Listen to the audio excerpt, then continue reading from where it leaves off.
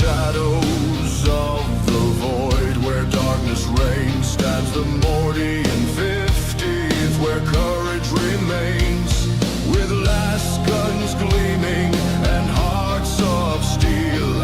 They march into battle with grim resolve to deal. For Mordian's honor, they raise their cry against the Tall's fury. They'll never die. With discipline and valor, they'll stand tall. The Mordian 50th, answering the Emperor's call.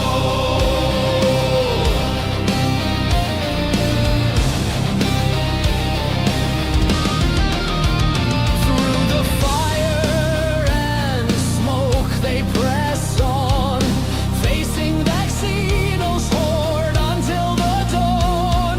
With every volley, they hold the line. Their determination, an unbreakable sign. For Mordian's honor, they raise their cry against the Tall's fury. They'll never die. With discipline and valor, they'll stand tall. The Mordian 50th, answering the Emperor's call. Though the enemy's technology may be advanced, the Mordian spirit will never be chanced. With faith in the Emperor, they fight as one, their bravery shining brighter than the sun.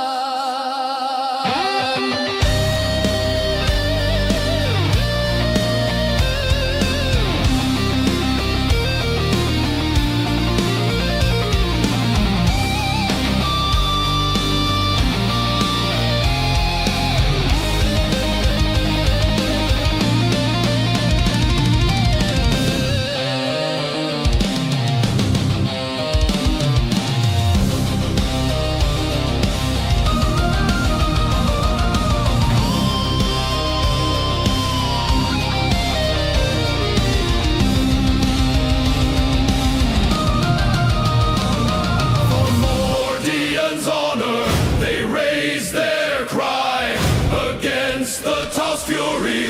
They'll never die. With discipline and valor, they'll stand tall. The Mordian 50th, answering the Emperor's call. So let their story be told through the ages to come, of the Mordian 50th rifles and of the wars that they have won.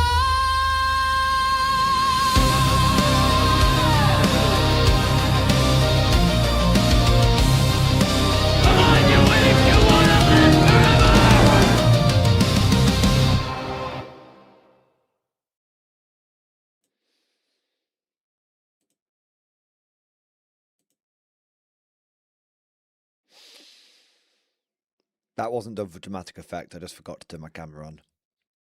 But what is for dramatic effect is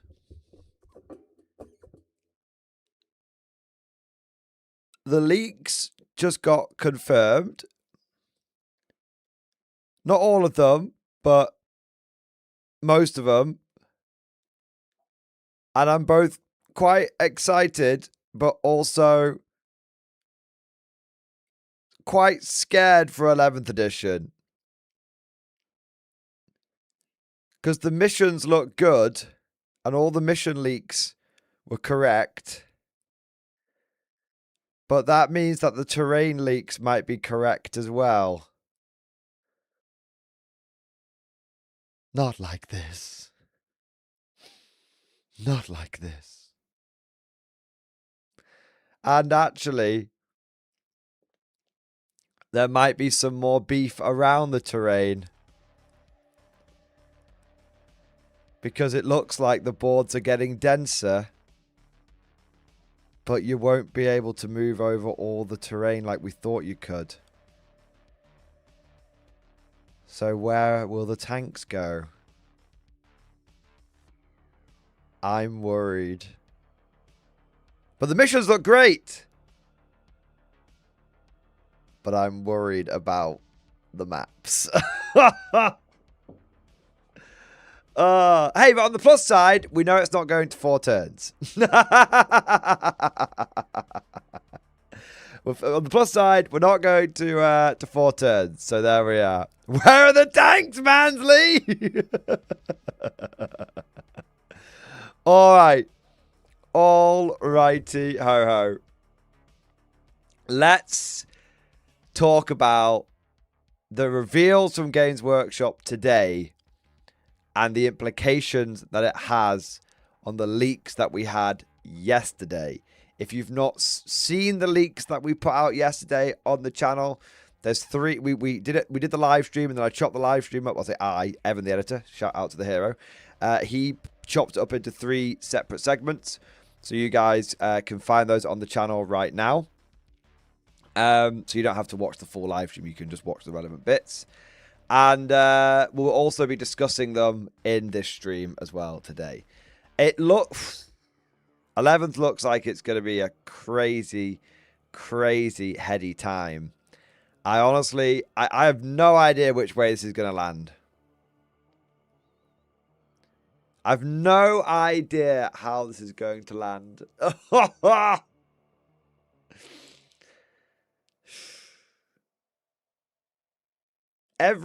Every single bit of information that comes out, it feels like a roller coaster of emotion. Like, some stuff looks good, but some stuff looks awful. Some stuff looks good, but some stuff looks awful.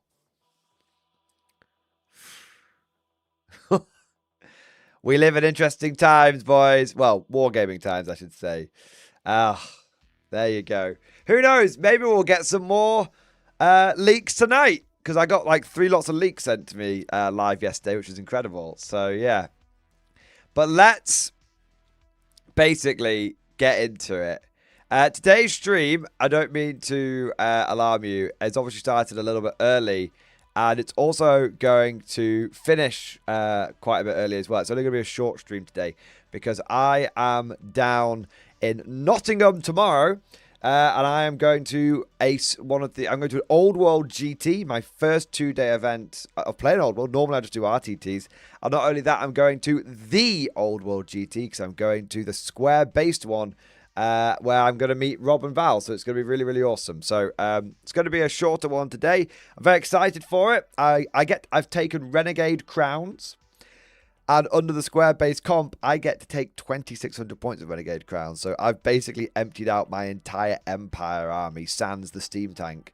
And I'm just like, let's go. I don't even know how many infantry I've got. I mean, it's a lot. I mean, it's like... I think I got 150 infantry. Which is quite a lot for an Old World game. So I've got a... But anyway, that's for another time. Today we're talking about 40k. All right. So let's get into it. The first thing we need to do, of course, is find out who is here. And there's only one way to do that. That's with our traditions. Because our traditions are what separate us from the renegades, the heretics, the traitors, and what make us his Imperial Guard. The Emperor's true finest. Stand up and be counted. It's time for roll call, baby. Who is in the stream tonight? Who is ready to rock out with their bayonet out? And you're going to need the bayonet out because shooting ain't going to do shit in 11th edition. Let's see who we've got in the stream tonight. We have got a Gaming Stuka, Apocalypta Plant, Idiotic Synergy, Airborne, Mutt Dog, Major Problems, Bobby 3000, Crusader, Alex, I should say, The Whispering Monk, Macon, Starbucks Meg, Mad Larkin, James, Bo Rain, 1231, Chris K, Damn Legion, Zello, Dragon Emperor, Sam Wilson, Trooper 202, Mark Coyle, Super Fearless Leader, Fucking hell, I've lost my place. Pigeon Tony, St. Nicholas, Proactera, The Lower Decks, John James, Magister Goose, Awkward Shrimp, Killak Nelak, Full Metal Owl, Morpheus, Drave Jr., Charles Cox, Green Knight, Simulation Explorer, Bratsworts, Florida Excentra, Squidfist, Sonsu, Borain, Viomesh, Snacks Lotto, Florida Eccentric, Little Salamander. We've also got Smoking Lobster. That's a cool name. I like that one. We've got Andreas Jonas. And we've also got Eternal Rombus, Monkey Deer, The Joseph Christ, Gaza 13, Hexen Gaming, Storehouse 05, That Random User, Luon Glongqua. Amazing. We've also got That Random User and XETNN3737, Trollface, Raygun, ML, That Bastard, Board Barbab, Justin Miller, Matthew Edwards, Gals105, and Hexen Gaming. Hey! Welcome. Thank you so much. I'm Mad Larkin. Hey! There we are. Welcome. Thank you so much to all of you beautiful degenerate bastards for joining today's stream. Thank you for being here. Don't forget to go ahead and like and subscribe and all that good stuff. You guys know the drill at this point. I know every YouTuber asks you to like and sub and all that kind of stuff, but it really, honestly, it really is a big help. It really is. So if you've been enjoying the leaks and all this kind of stuff, then make sure you like and subscribe, because every leak that comes into my lap, I will share with you. I actually broke some big leaks yesterday. They started making their way around the internet, which is fantastic. Lots of them are being confirmed.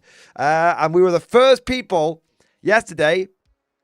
We were the first people to get the leaks out regarding, we were ahead of Games Workshop. Not only we beat Games Workshop, we beat Auspex Tactics, and we got all of the information out, how army building was going to work and all that kind of stuff. So if you want to get it here early, if you want to get the information early, this is where it is. All right. Also, before we dive into the information we've got today, I do have a bunch of super chats that I want to do. Massive thank you to all you guys that go above and beyond and support the channel and make it possible for me to do this thing that I tenuously call a job full time. Thank you so much for the support. We've got Simple Logic. Thank you for the gift of membership. Thank you for your support. Thank you for doing your part and for keeping us freshly stocked with new conscripts. We've also got Chris K. Thank you for the super chat. Stuck on duty again. Have a good stream. Dude, I hope you have a good shift. Thank you for the support. And thank you for doing your part. There we are, man. There we go.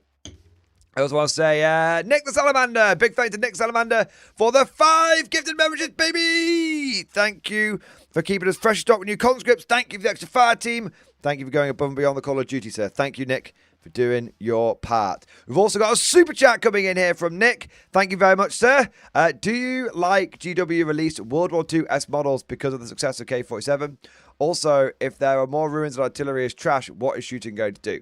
So, I have no idea, truthfully, if Games Workshop released a bunch of World War II-esque models because they were trying to recapture a bunch of people from Conflict 47. I mean, truth be told, it seems unlikely just because, GW's just a really big fish.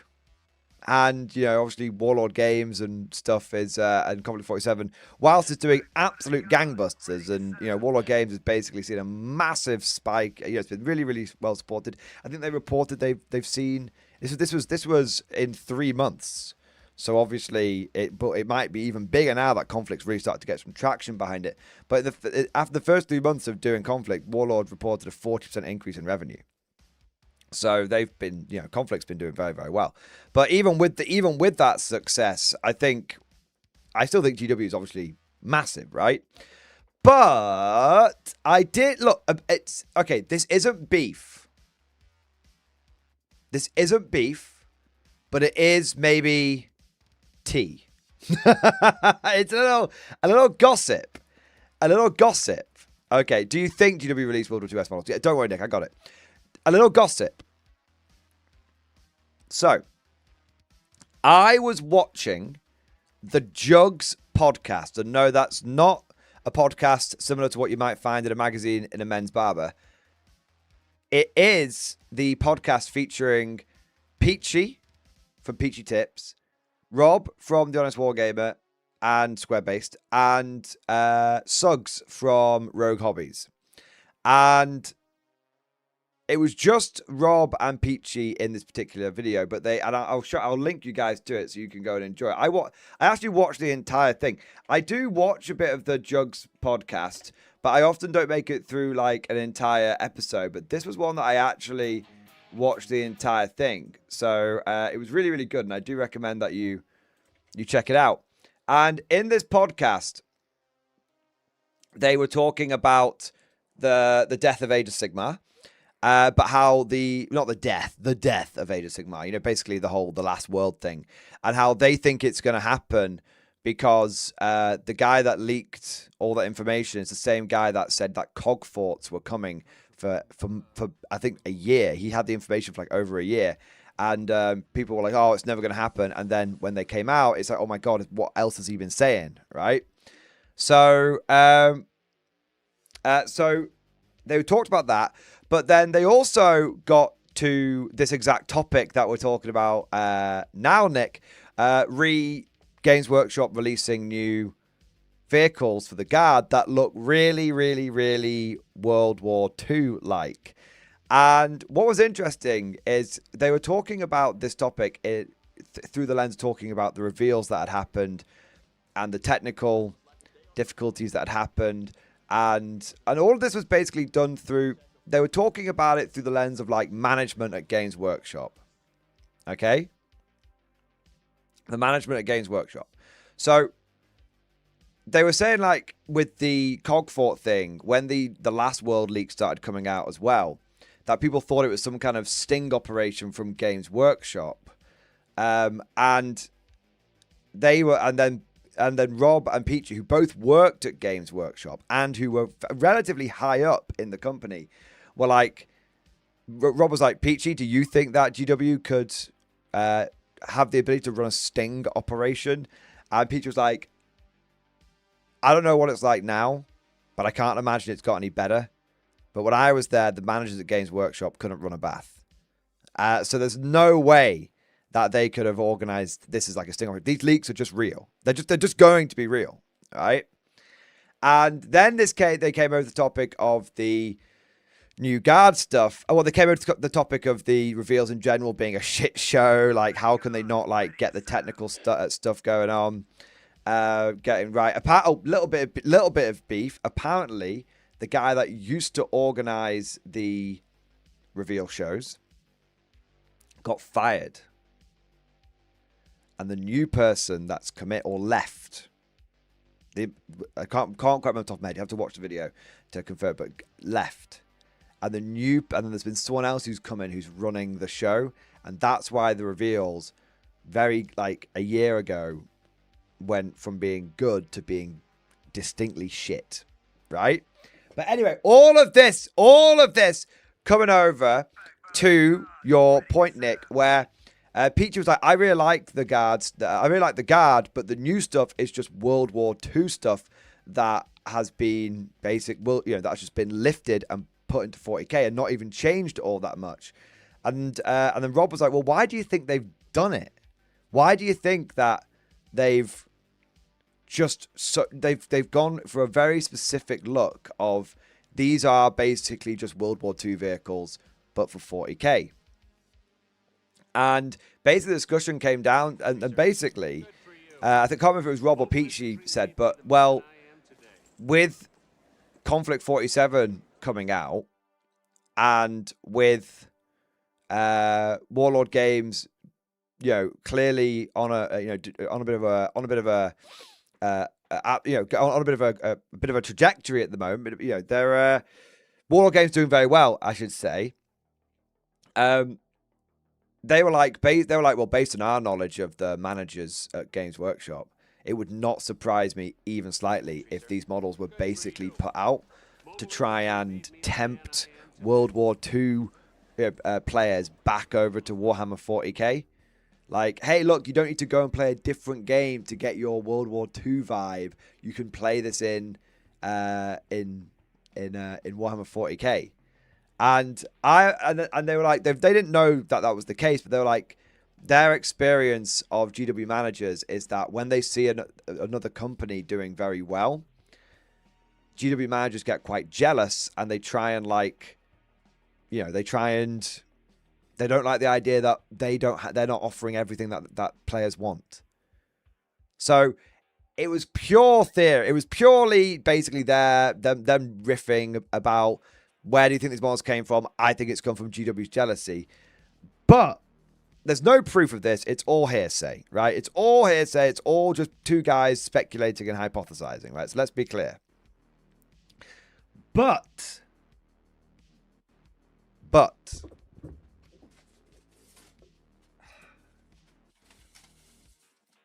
I know.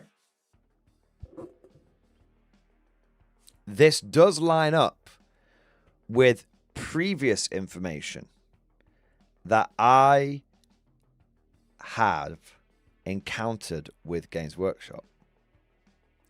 So I once got chatting to a Games Workshop store manager, and we ended up getting to know each other very well. And one time we were having a good old conflab. And he was telling me how even to this day, Games Workshop management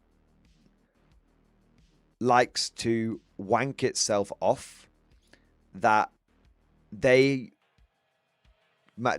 do brick and mortar. They managed to get brick and mortar stores like working, and like Wizards of the Coast didn't. And they're always like comparing themselves to Wizards of the Coast.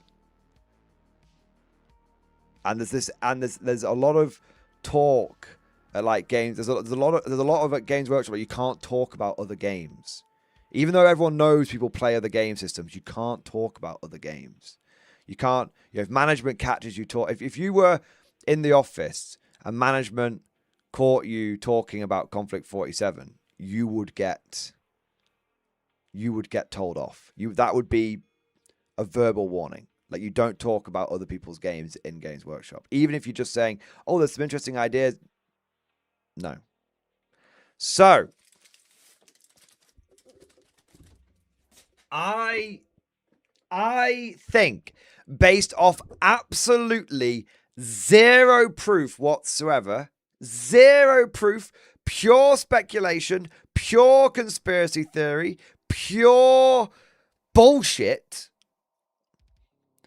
I think that there's a reason that Games Workshop has gone in a very specific direction with the aesthetics of the vehicles that they've been putting together for the Guard. And I think there is an element of them wanting to make sure that they aren't hemorrhaging players over to other game systems, such as Bot Action or Conflict 47, specifically Conflict 47.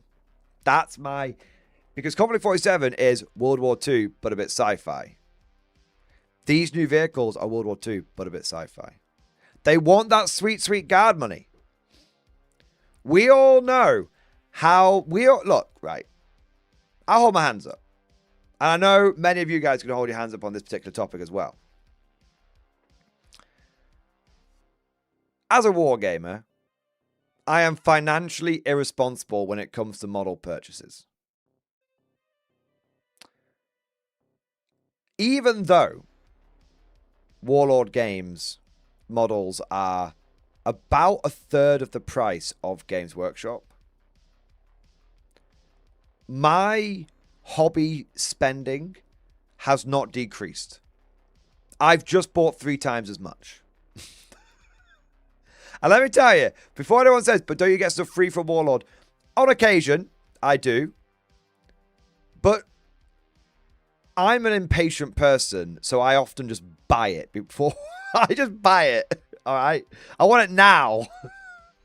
So I can absolutely believe if there's been a significant portion of Guard players dropping that sweet, sweet Guard, because Guard players love their tanks. That sweet, sweet Guard armor money over on another company. I can believe GW's like, we got to fucking get these bastards over here. They've unmilked themselves, and GW's like, we got to milk them again. That's what I think. That's what I think. Anyway, so long story short, Nick, I think that the answer to your first question is yes. I know all that for one answer, right? Second one is, also, if there are more ruins and artillery is trash, what is shooting going to do? To quote the alien from Independence Day, die. Die.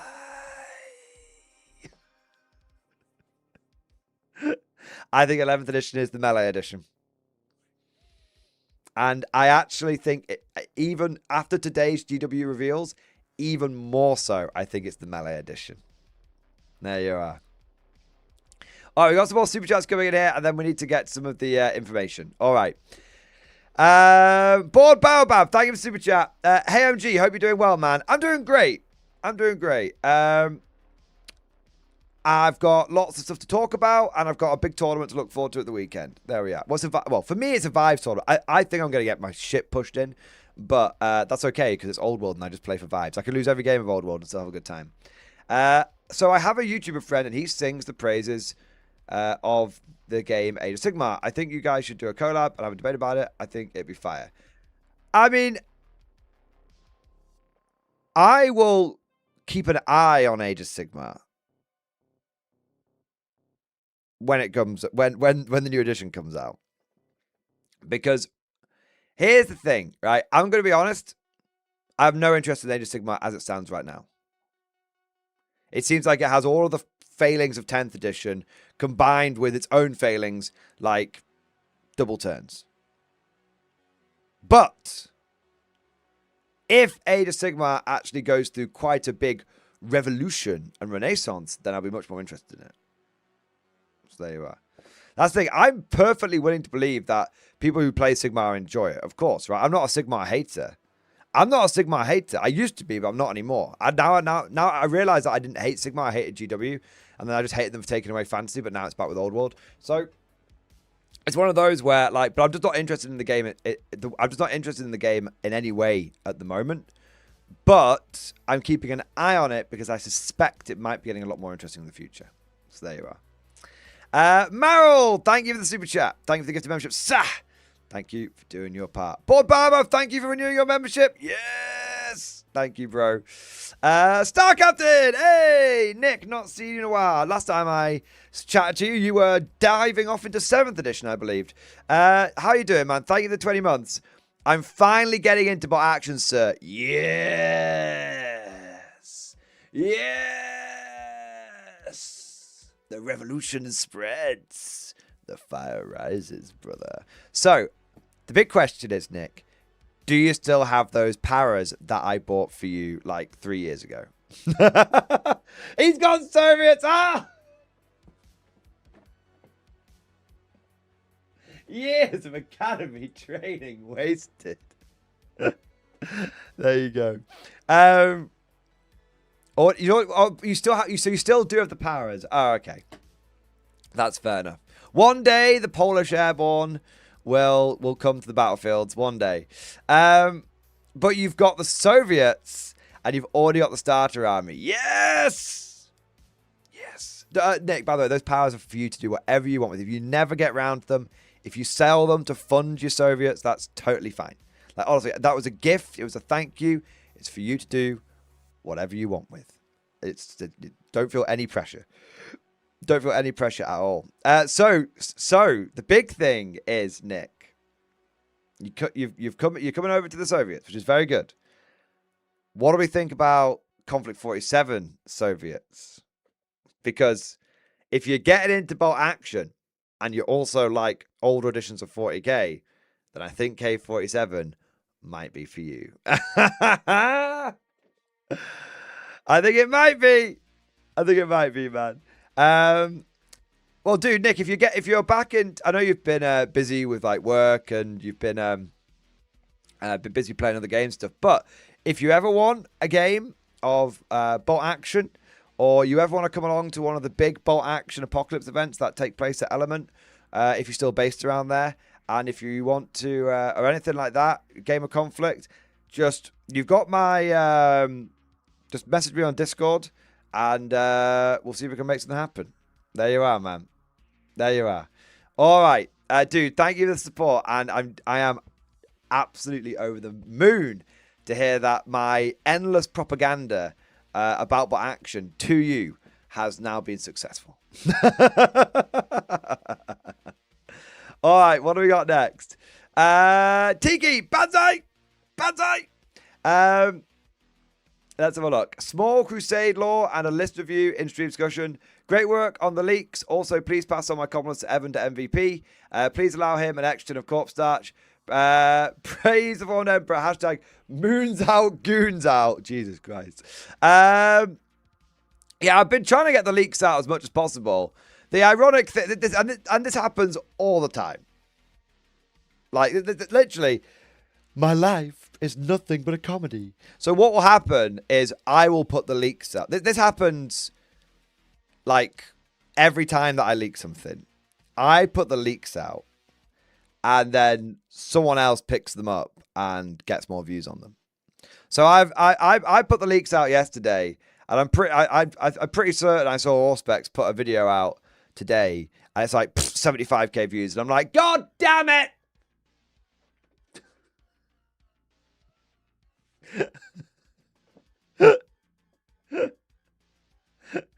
But that is just the nature of being a bigger channel. Bigger channel, pings more people, all that shit. There you go. And I love Auspex. I think he's a great guy, and I've got a lot of time and respect for him. I'm fortunate enough to consider him a friend as well. So it's very much, there's no real beef there whatsoever. It's more funny other than anything else. But we do our best to get all the leaks to you hot and sticky right off the presses. Let's have a look here, Tiki. Got my first match of the Crusade tonight. I think against Space Marines. Here's some lore. Several void ships loaded with Necromunda-made equipment and supplies have just exited the warp, en route to the Ghoul Stars. On many of these ships, there are crates and crates of medical supplies. These have been tampered with, readers blessed, and in fact have refined gene-edited DNA in them, helping to spread the GSC across the stars. A small group of enforcers, gangers, hive scum, and even a few Necromunda PDF have been tasked with the protection and distribution of these vital Medicaid supplies and ensuring the proper allocation to all of mankind in the Ghoul Stars. Nice. This is the story of Necromunda Vice. 500-point game. You've got Locust, Nexus, Acolyte Hybrids, Neophyte Hybrids, Achilles Ridge Runners, and Outland Jackals, and Pure Strangers. That should be kind of cool. Do you say there were some pictures of the models? Nice. Hey, man. I really like those Gene Stealer models. They kind of remind me of, is it like the Leaf Cutter bugs? Yeah, man. They're really cool. That's a cool model. I love the metallic that you've done on the base and on the Ridge Runner. Hey, big titty GSE girlfriend, baby. There we are. Dude, I love it, man. Very, very cool. And good luck with your first game. I hope it goes well. We've got Bob Baobab. Thank you for the super chat. MG sarcastically. Bob Baobab, thank you for the chat. MG sarcastically. No, guys, AOS is really popular in my area. My mate, yes, it really is great. And the Slayer Darts faction is so flavorful. Look, right. Thing is, the thing is, right. I believe people when they tell me AOS is popular in their area. Because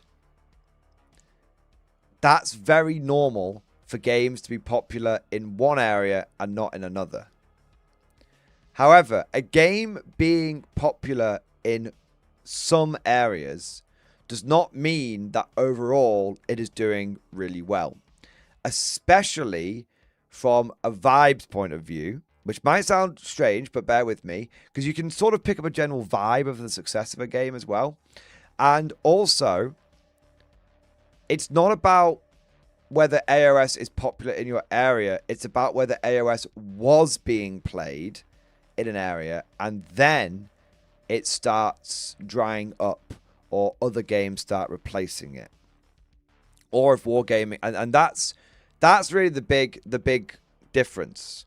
And so this is the thing that people miss when they say AOS is really popular in my area, and I'm like, that's fine, great, but in the multiple game clubs that I am part of, that I facilitate in my area, because I'm very fortunate that in my place in the UK, there's loads of game clubs all over the place. Every single one of them, the AOS scene has completely died off. Like beyond redemption died off, right? And then when you go online and you see people who are saying like, hey, it's drying up in my area as well, and hey, I don't think 4th edition is very good and all this kind of stuff.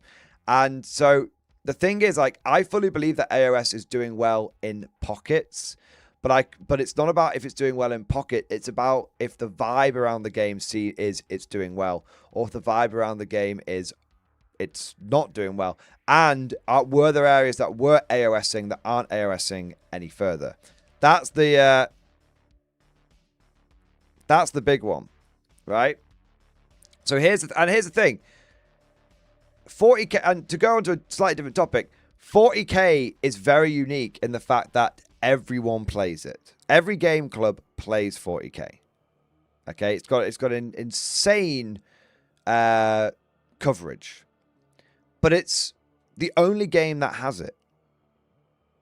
It's the only game that has it. For every other game, it's tribal, as I like to put it. There are little tribes of people playing it, and it's all about the local meta and the local scene. Yeah. And so a great example of this is I play that the bolt action. The two clubs that I go to the most often are Element Games and Just Play. Element Games, bolt action is growing and growing and growing. The first Apocalypse event that we did there had 6 people. The last one we did there had 18. And there were probably the same number of players again who wanted to join in, but there just weren't enough spaces for what was being organized.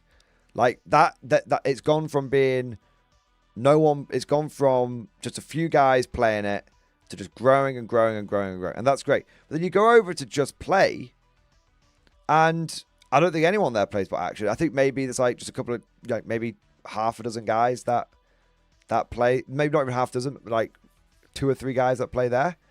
Then you go to another club that's in Liverpool, and that's where all the Merseyside bot action players play.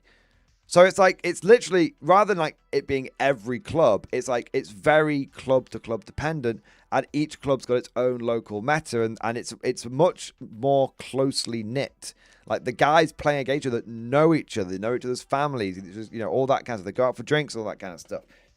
Whereas 40K, it's a much more global community, but it can, especially in the UK, it can sometimes feel like it's not as tightly knit because people are constantly filtering in and out of the game and all that kind of stuff. So yeah. Luong Long Qua, thank you for the super chat. Time to pay for some Catachans. I think you're gonna need Catachans, Bullgrins, Rough Riders. Look, guys, you want the scoop on fucking 11th edition? It's gonna be the Melee edition. Unless the leaks that I got are drastically off base. It's going to be the Melee edition. Terrain is going to be ultra dense. And terrain is going to be ultra dense. And if it can't go, if it can't do terrain is going to be dense. Melee armies are going to have pseudo lone op, jumping from terrain piece to terrain piece. And charges are going to be more reliable than ever before. And you've got things like Rhino Rush being a thing now. Like, it's going to be the Melee edition. So if you can have if it can do anything in combat, you should be getting it for every faction. Ibram Gorn, thank you for the 17 months, man. Xbox baby, sir, potential artillery solution in stream discussion. I was talking to my local GW manager, and we came to a hypothesis. What unit doesn't directly target models, so wouldn't be affected by the new terrain rules? That's right, the Death Strike meta, baby! Also, I don't think the new guard models looking more starkly as entered with K47 because they would have started development on the models before K47 release. Maybe people do have this idea that GW work on models for a long period of time. It's not hard and fast. Some stuff they work on for ages. Some stuff they fucking shit out in a matter of months. Great example of this is Cathay for Old World. You know, Cathay was not a faction that had been designed over the course of many years. Old World was launched, did absolute gangbusters, blew the fucking cock off GW. They didn't expect it to do so well. And after a few months, they were like, well, fuck, we need a new faction for this game to capitalize on the momentum that it's got. We can't bring any of the legacy factions over just yet. We'll get to them, but not just yet. We need to do some AOS shit stuff first. So they were like, fuck, let's just make Cathay. They literally designed, implemented, and released Cathay in like 6 to 9 months. And everyone will remember that announcement they did where they went, the scope of the game has changed. Everyone remembers that. That was them saying, Cathay's coming. And that was sick. I think that was 9 months after. That was a 9-month development for Cathay. Why do you think Cathay launched in basically as half a faction and then they did release the second half a year later? And why do you think that, I don't know, Cathay was fucking balked on release? It's fucking balked on release. Because they hadn't done... Why the Cathay was so different to the other factions that came out? Because the other factions were already starting from a certain base level from being able to port stuff over from old Warhammer Fantasy. And also, Warhammer the Old World was in development for like 5 years or something insane. You can go back and find the articles where they're talking about it. And it's like, they were like, this isn't something that's going to be coming anytime soon, but we've started working on... They've started working on Warhammer the Old World. Like 4 or 5 years later, Warhammer the Old World drops. You honestly think they didn't have most of that done already? I think that they probably could have used a lot of stuff from Total War. I think they honestly would have had bring a lot of stuff over from Total War. But dude, there's absolutely... I mean, look, we can agree to disagree. But I'll say this, Matthew Sinclair. I believe that when Games Workshop launched Warhammer the Old World on day one, at that point, there was no plans for Cathay. More than a vague outline of, hey, if this does well, maybe we'll do a new faction. Like Cathay, yeah, maybe.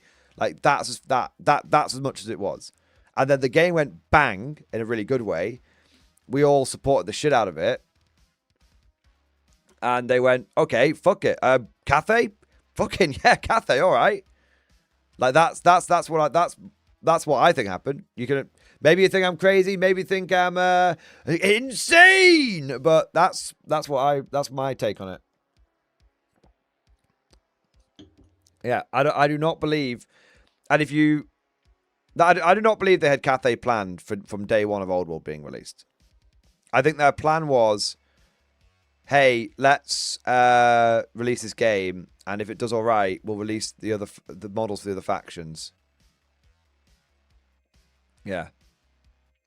Interesting. I think they accelerated them, but they were always coming over the first few years. I think that I'll sort of meet you halfway. I think that there was a vague outline from GW where they were like, hey, if this game does well, maybe we'll bring a new faction in. Maybe something like Cathay. And the manager's like, yeah, like, well, we'll see how the numbers do. But yeah, maybe. And they had like a general idea that if the game did well, that might be one of the factions that they go with first.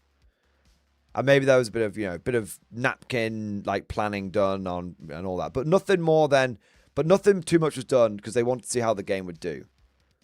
And then when the game did well, they were like, oh my God, okay, that vague idea we had for Cathay, like if the game did well, the game is doing well, so let's fucking make it happen. And also let's make it happen quickly so we can capitalize on the momentum. I can 100% believe they brought it forward. Yeah.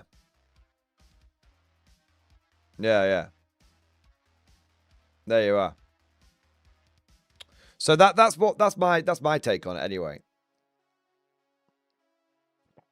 Now, this coming back to almost our topic of before, what would they have done anything like that for is there any chance that GW saw Conflict 47 pop off and then in the space of 9 months whipped up the new Centaur, new Hippogriff? Maybe. I mean, it doesn't take that much, I guess, to like slap an Aquila on an M3 half track. But I like it. I think it's more of a fun, wacky conspiracy theory.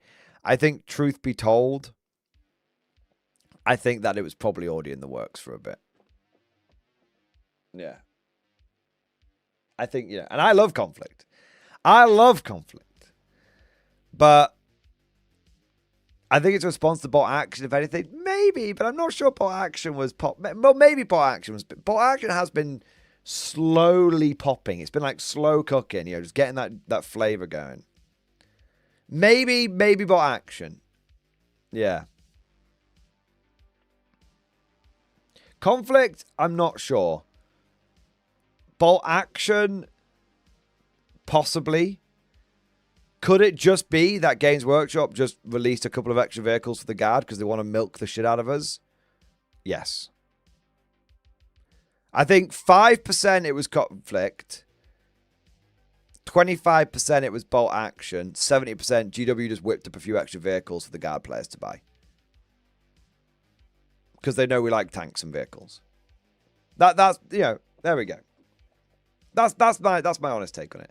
As for the Death Strike meta, if the Death Strike continues to work as we know it does right now, the Death Strike will actually become meta.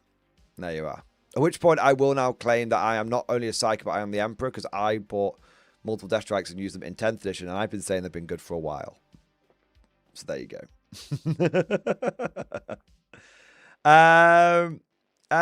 Amos the Famous, thank you for the 20 months, man. 07 to the lower enlisted, backbone of the Guard.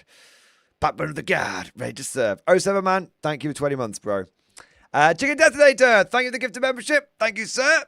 And also, Russell W., thank you for the gift of membership. 07.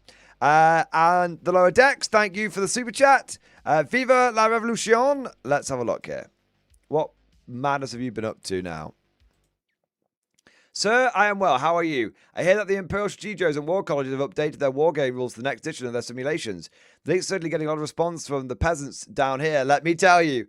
How am I? Well, it depends. After striking Gary Bourbon for his unforgivable criticisms of bricks, Holostar, and the man who can marry my sister any day, a mild scuffle broke out. It would appear the kitchen staff here, browbeaten and poorly treated by their betters, took this as a sign to revolt. The revolution began with the beef stroganoff being thrown at the guests. Hot beef, what everyone loves, we love a bit of beef, was seized upon with vim and vigour. I took this opportunity to steal Gary's access card, wallet, and personal valuables, retreated behind a column to catch my bearings. Alarm clocks began to well as guards poured into the chamber. This is fine. I feel like this is part the lower decks lore, and I also think this is part you commenting on the beef and leaks. There you are. I love it, man. All right, next we got Bitter Steel. Bitter Steel, thank you for super chat. You've got me bolt curious. Are the Belgians any good since I'm a raging Belgian nationalist? If not, what is nice as a taster? So, the Belgians exist in Bolt Action. They're obviously an early war faction, so there are going to be some limitations on what they can take. Like, they're not going to have access to any of the big tanks and shit that were coming in the late war, right? But they do have a full set of rules, and they are free as well. They're a free PDF.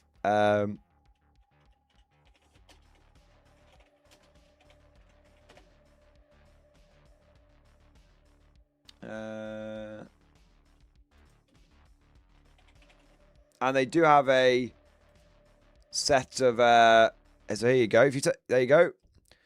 And they do have a decent roster of units. It's all right. They've got about 4 pages of units, mixture of stuff. And they do have a decent selection of units available from Warlord Games as well.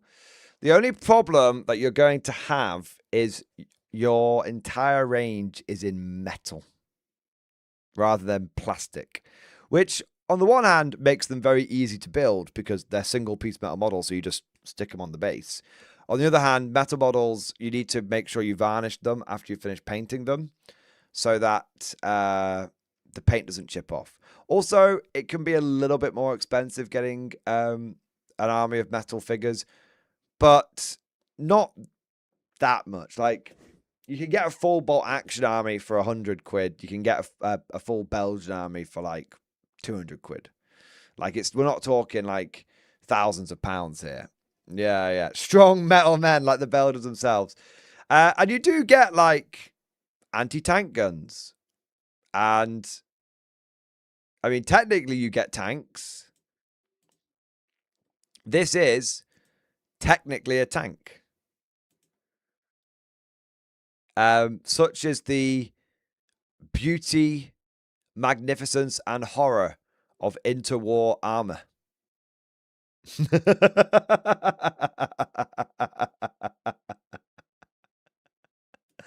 Behold! That is the greatest thing I have seen since the veteran squad. Simple logics. Like, I'm getting myself one of these. I think it just has a machine gun, but let's find the Belgian army rules. Belgian army rules, bolt action. There we go. So what does the T-15 do?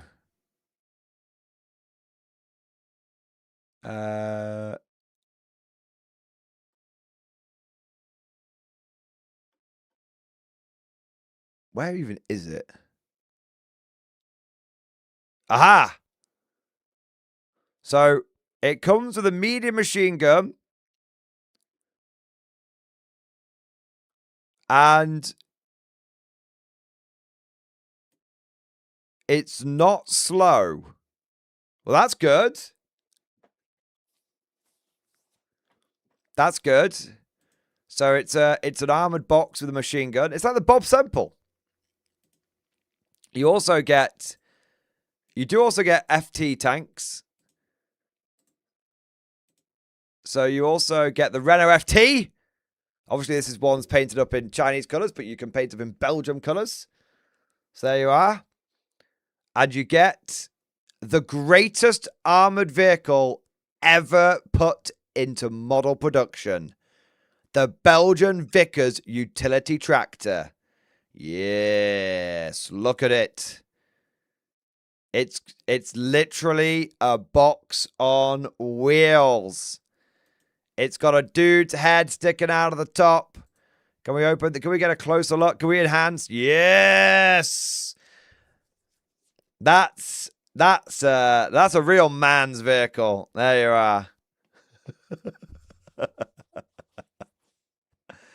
are. And you also get this thing, which is also pretty mental. Look at this mental thing. So you do look at this. Technically, a tank destroyer. Technically, a tank destroyer. It's a grot tank, and all of these are supported by your rules. In fact, whatever it's called, the FRC here is actually not even that bad because it's got an anti-tank gun. 85 points for a mobile anti-tank gun. That's not that bad. And that's just the tanks. You've got all the other stuff like you got some other anti-tank guns and some howitzers and other howitzers and anti-tank rifles and machine guns. But do you want to know the best bit?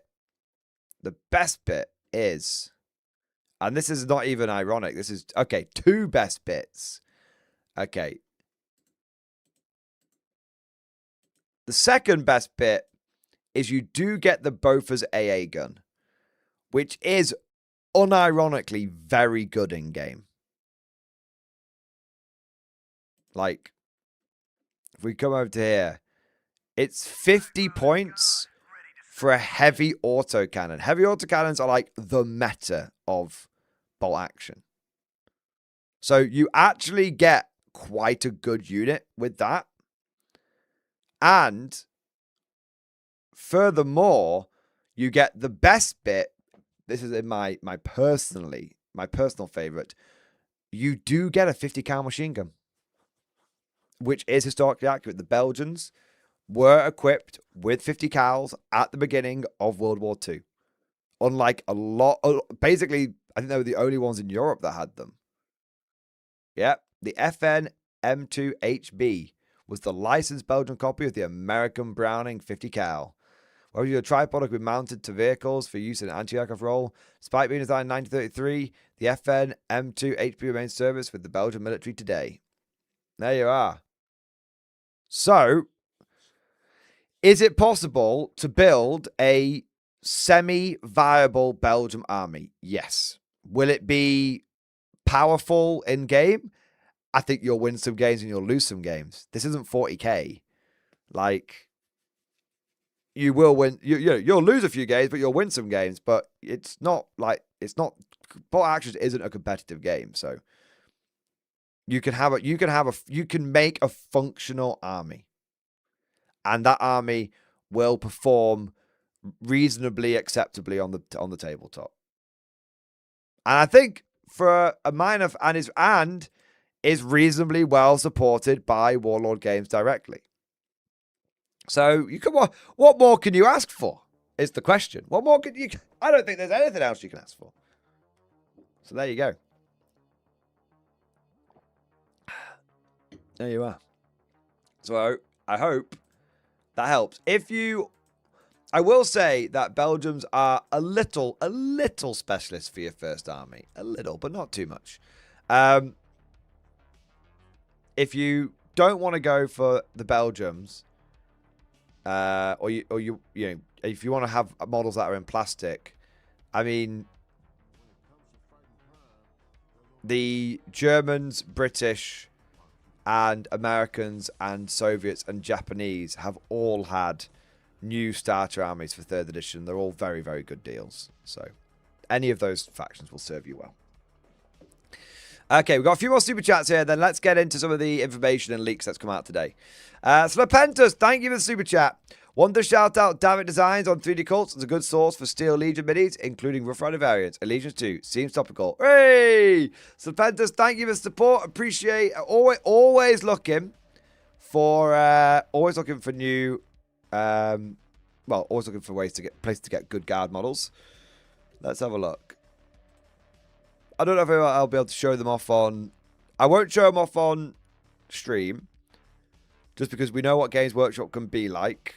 Even when they're wrong, they can still just bully people into, into compliance. But I'm looking at these designs now from Davik Designs. And they definitely look up my street. They definitely look cool. Yeah. Yeah, some really good. I could definitely see me using some of these models as counts as Steel Legion. I like there's a Steel Legion Strachan model, which is cool. Yeah. And some Steel Legion Kazakin as well. So yeah, there's a lot of cool stuff here. Very nice. Very nice indeed, sir. All right. Alpha Lilac, thank you for the super chat. I'm just sitting down to paint, hoping you're alive. Mind talking about when you get painter's block? Just being afraid to fuck up, so I haven't painted in a while. Okay, I've got some really good advice on painting, but it's not... For a lot of people, they're going to think it's a bit obvious. But just start. I find whenever I get painter's block, it's because I just haven't just sat down and just started painting. If you once you begin, the paint will start flowing, and you'll just start getting into it, and then suddenly you'll just go, and then you'll be painting for days. So it sounds very simplistic, but just start. Don't worry about fucking up or anything like that. Just crack on, and the moment that you start, the moment that the paint will just flow so easily. Yeah. So there you go. I want to say a big thank you next to DMAC. Thank you for the 21 months, man. Indirect. Let's have a look. Indirect hit on 4s. Indirect for 11th or double hit penalty. Okay, I see. I see what you're saying. Sorry. Do we think we should get indirect for 11th edition, or will there be a double hit penalty? We honestly don't know, right? Because we haven't seen all of the rules yet. There very well may be an entirely new take on indirect fire. Because indirect does kind of get reinvented every single edition. But Games Workshop really doesn't like indirect fire stuff at the moment. They've done everything they can in 10th edition to neuter it and to nerf it into the ground. So I wouldn't put my faith in indirect fire just yet. Yeah. I wouldn't be rushing out there and buying a bunch of indirect fire weapons just yet. I would wait and see wait and see the full picture and then make an informed decision, to be honest. But I suspect that 11th edition is not going to see the rise of indirect fire. That would be my hot take. Cosmic Drew, thank you for the super chat. A thing in stream discussion. 40k flat terrain, doom of us all. Let's have a look. Naro sent me this one warning of the future 40k and the shitstorm to come. My opinion is the earth is not flat. Why should my terrain be? How we want 40k tables to look. How 11th edition 40k tables are going to look.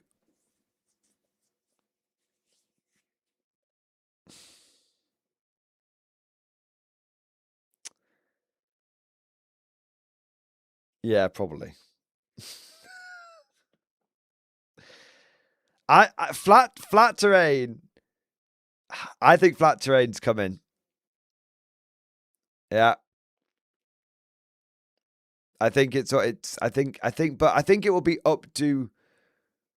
I think the footprints are coming, and then it's going to be up to us to put stuff onto the terrain. But I think that TOs won't put stuff on the terrain if they can get away on the footprints. Yeah. Yeah. What kind of made one of the big criticisms of War Machine, which was that game we've seen then back in the day, was that the game looked like shit because no one had to paint their models, and the terrain was really flat. I wonder if we get flat terrain and then GW eases up on painting requirements, that would be bad. Yeah. Yeah. Florida Eccentric, thank you for the super chat. Hobby update in stream discussion. What I finished day at work, been busy today, but I'm going to attempt to finish the Churchill I have left. Hey! Wow, that's so cool. Churchill Crocodile, Universal Carrier, well, Flamer Carrier, the Sturm Tiger, and then you've got the Eyeball Panther. Nice. That's cool, man. That's very... dude, that's a solid fucking chunk of resin, that is. Fucking hell, it's a beast. Absolute beast, mate. I love it. Okay, one more member flex here, and then let's get into the dish. Let's get into the dish, into the beef. I don't know, it's really beef. Let's get into the reveals. Let's get into the reveals. All right. Forward, you dogs, to victory! Hinglesworth, thank you for 25 months, man. What do you think about siege detachment in 11th edition? So,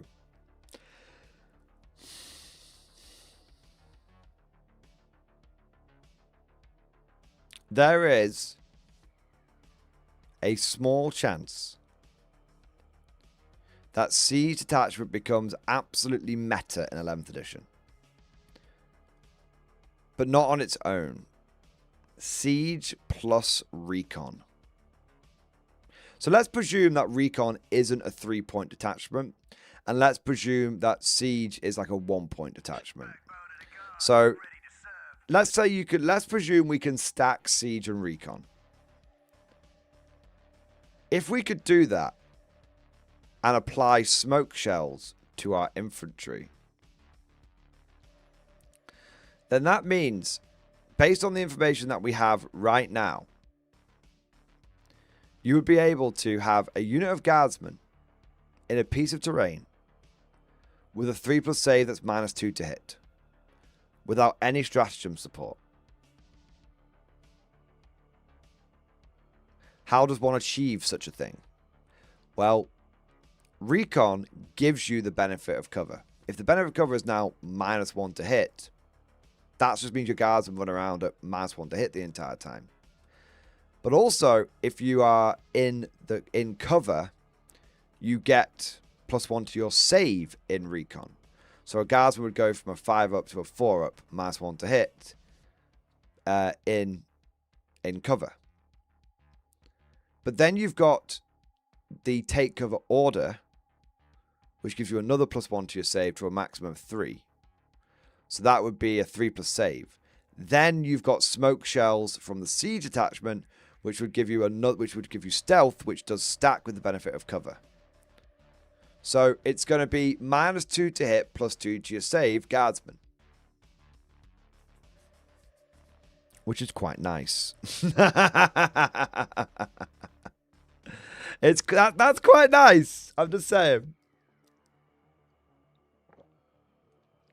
Also, what's kind of interesting about this siege recon combo is it actually gives recon players some more tools into Tau, because Tau have their thing where they can marker at you, increase their ballistic skill, and remove cover from you, right?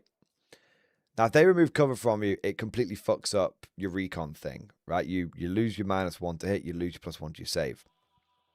But because you'd have siege attachment, you still have your smoke shells, and you still have the take cover order.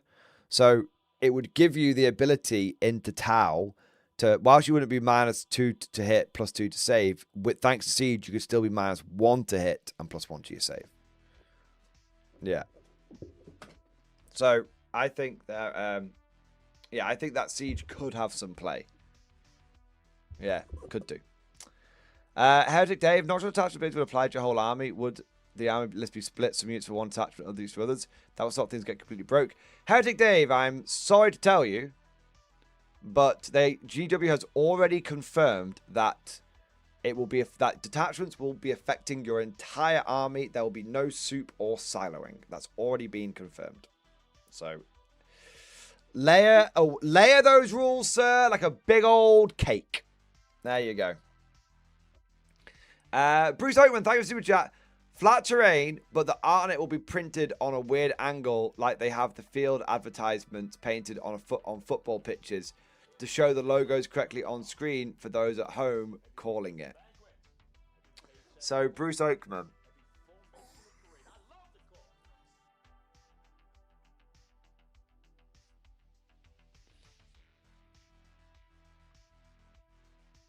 I kind of think that you might be right here. And you've triggered a thought in my head, a memory, I should say, something I wanted to mention. Read this whole flat terrain thing. And this may be what you're talking about as well. So sorry if I'm saying what you've already said, but again, in a different way. I think flat terrain is guaranteed because of tournaments and live stream battle reports and overhead battle reports.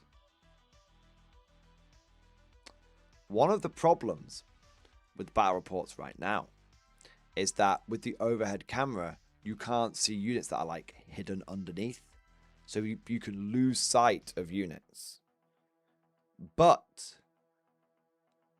if the terrain is flat, then that won't really affect the perspective when you're looking down, because it's already flat when you're looking straight down, right? In a weird sort of way. So it won't affect that perspective, but it'll make it much clearer for seeing the units in the battle report.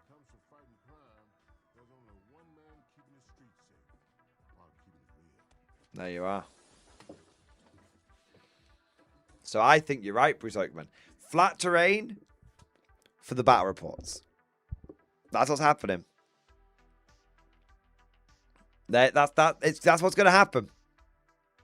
Now, I think it's really important. The Canorian, I think Flat Terrain is just doing posting. I want to actually pick up on that because I actually agree with you.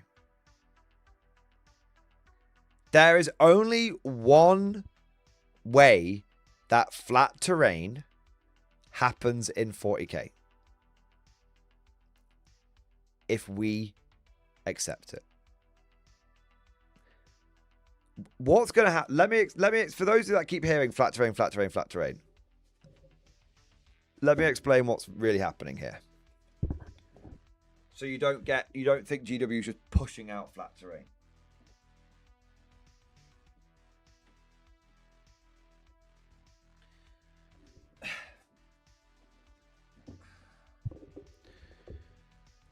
What I think is going to get confirmed at the weekend, not the weekend, on Monday.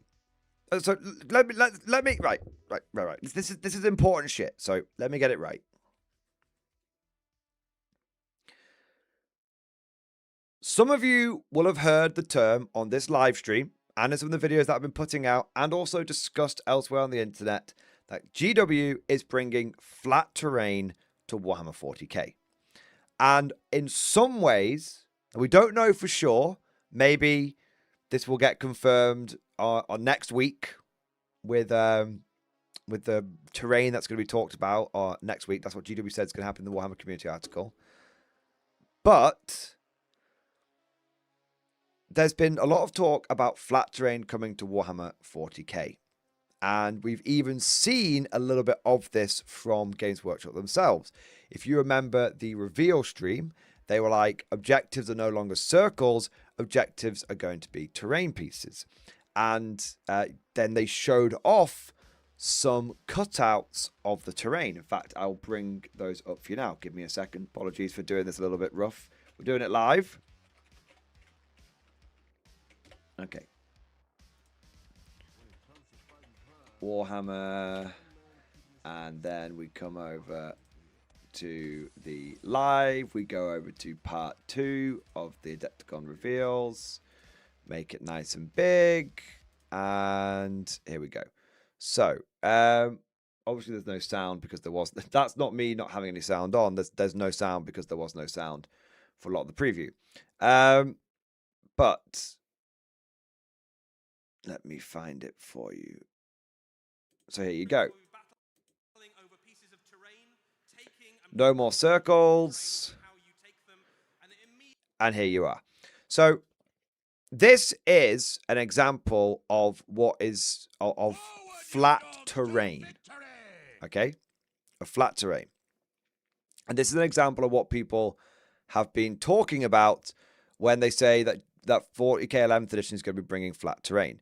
But what this is just a footprint. This is just a footprint. And then what will hopefully happen is we will get to put terrain on top of these footprints, right? So this bit here, this sort of cardboard cutout, this is your terrain piece. And according to the leaks, it was like the footprint is more important than the terrain itself. So you can just have let's say you want to represent a wall, you can just have like a long bit of rectangle that represents a wall footprint. But there's nothing stopping you from putting an actual physical wall on that piece of terrain. So for example, I've got a coaster here. I'm not doing this as a meme. This is just a nice, convenient thing that I've got to show this off. Let's say this is a forest footprint. Okay. Now, there's in game, technically, you could just have that on your table, and it would serve the function of a forest. You'd have something like, here you go, like this. You know, like this is a forest, and when you want to move into the forest, you just move into the forest, and your guy's just on it there, right? There you go. But if you wanted to zhuzh it up, if you wanted to make your boards look prettier, there's absolutely nothing wrong with you getting some proper 3D terrain, putting a couple of trees on there, and then putting your tactical marine on there as well. And then you can move the terrain, you can move the trees off the footprint if a larger thing, like a tank, let's say, wanted to come through the forest. All right? So there's a lot of memes around flat terrain. There's a lot of doom posting potentially around flat terrain and all that stuff. The truth of it is, though, if we do get flat terrain, which we don't know for sure, like I said, I think there's going to be some.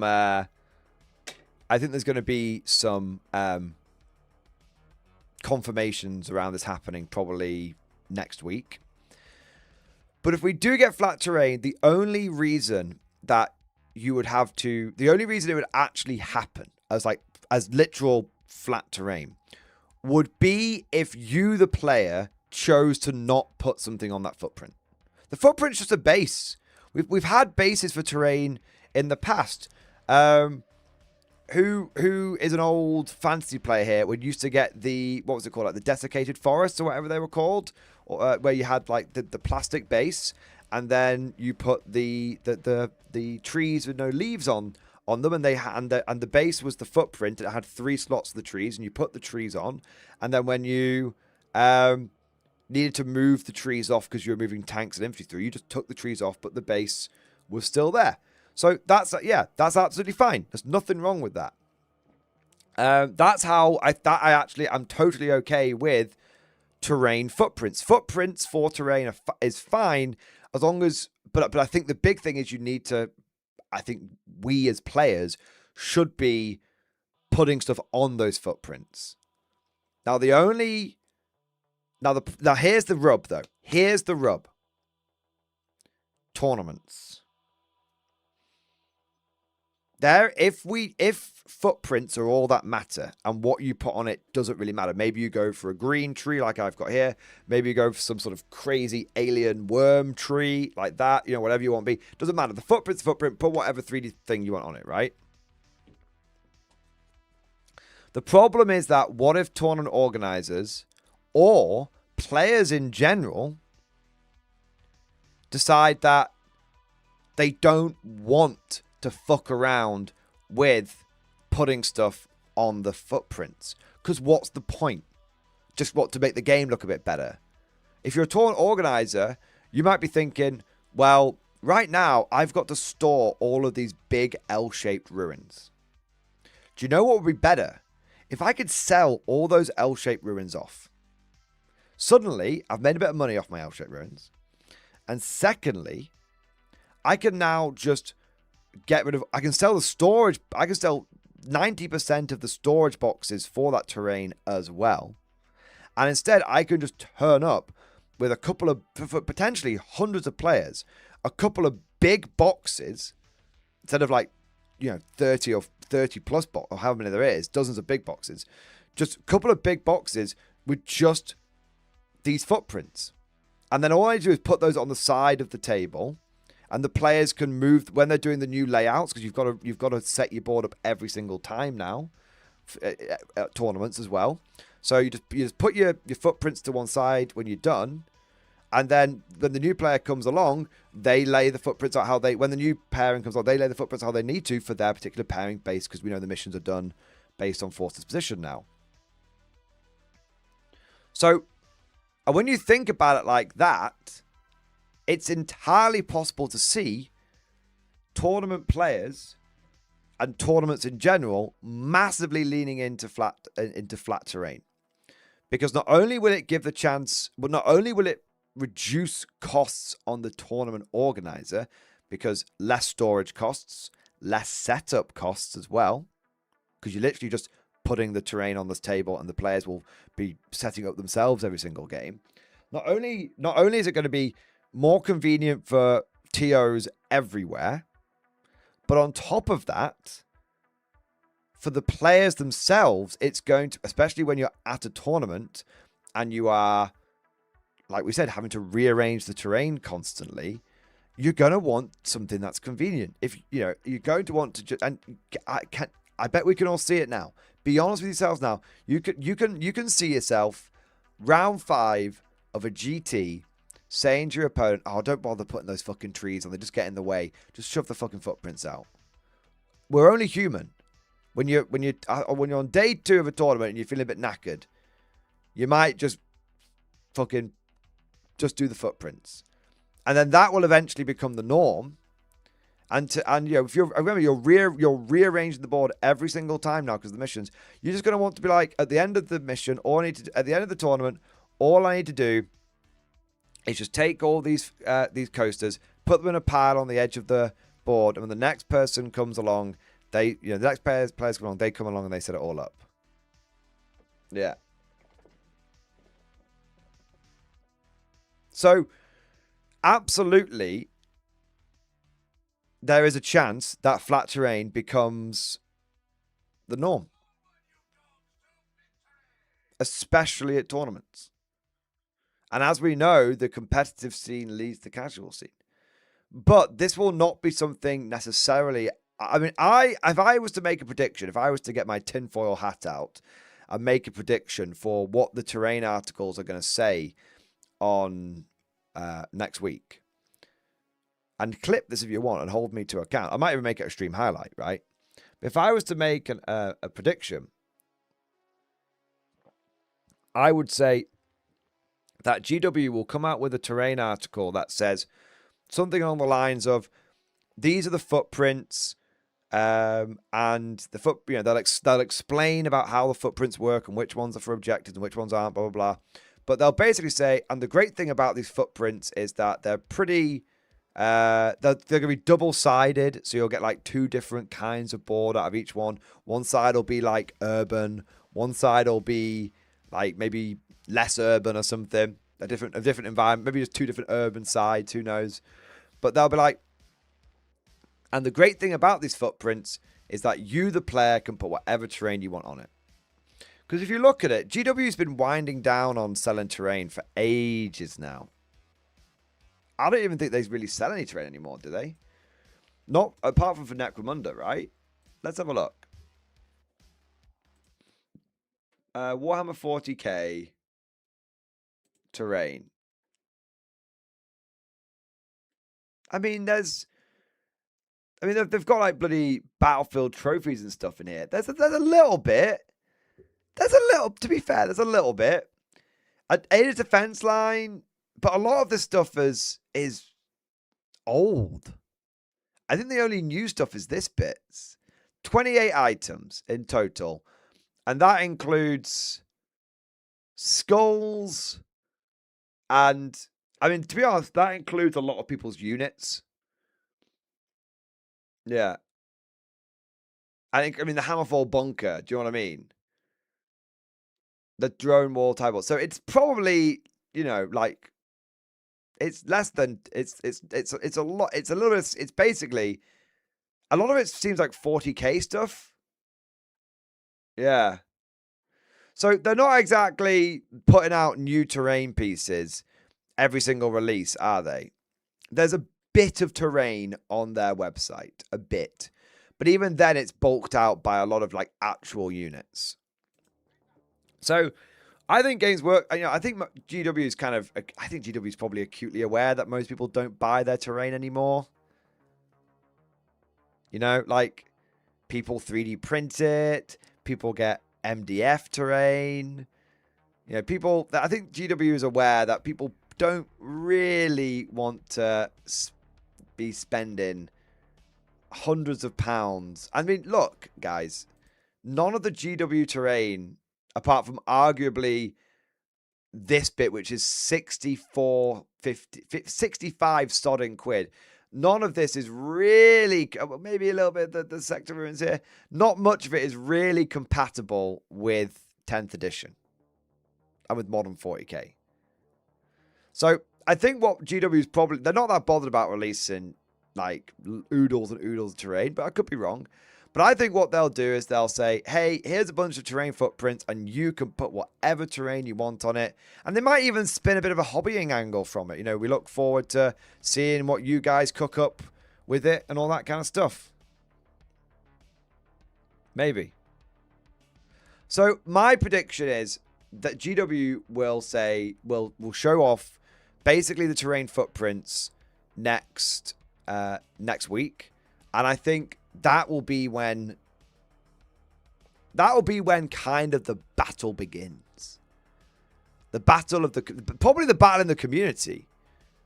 Like, do you footprint or do you go all the way? Now,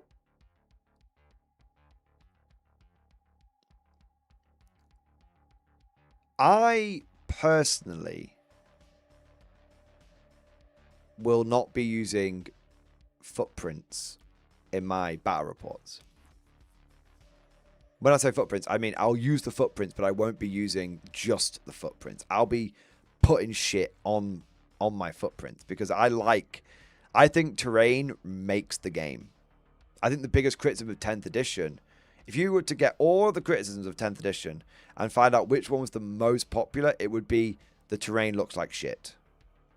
So I do think there is an opportunity here for us as a community to actually reclaim a little bit of Warhammer here and be like, okay, we'll take the footprints, but we're gonna fucking zhuzh them up. I mean, you could take those you could take the footprints and you could start busting out your old copy of how to make war games terrain. You know, the ping pong, the green ping pong balls with the spikes sticking out of them for the alien trees.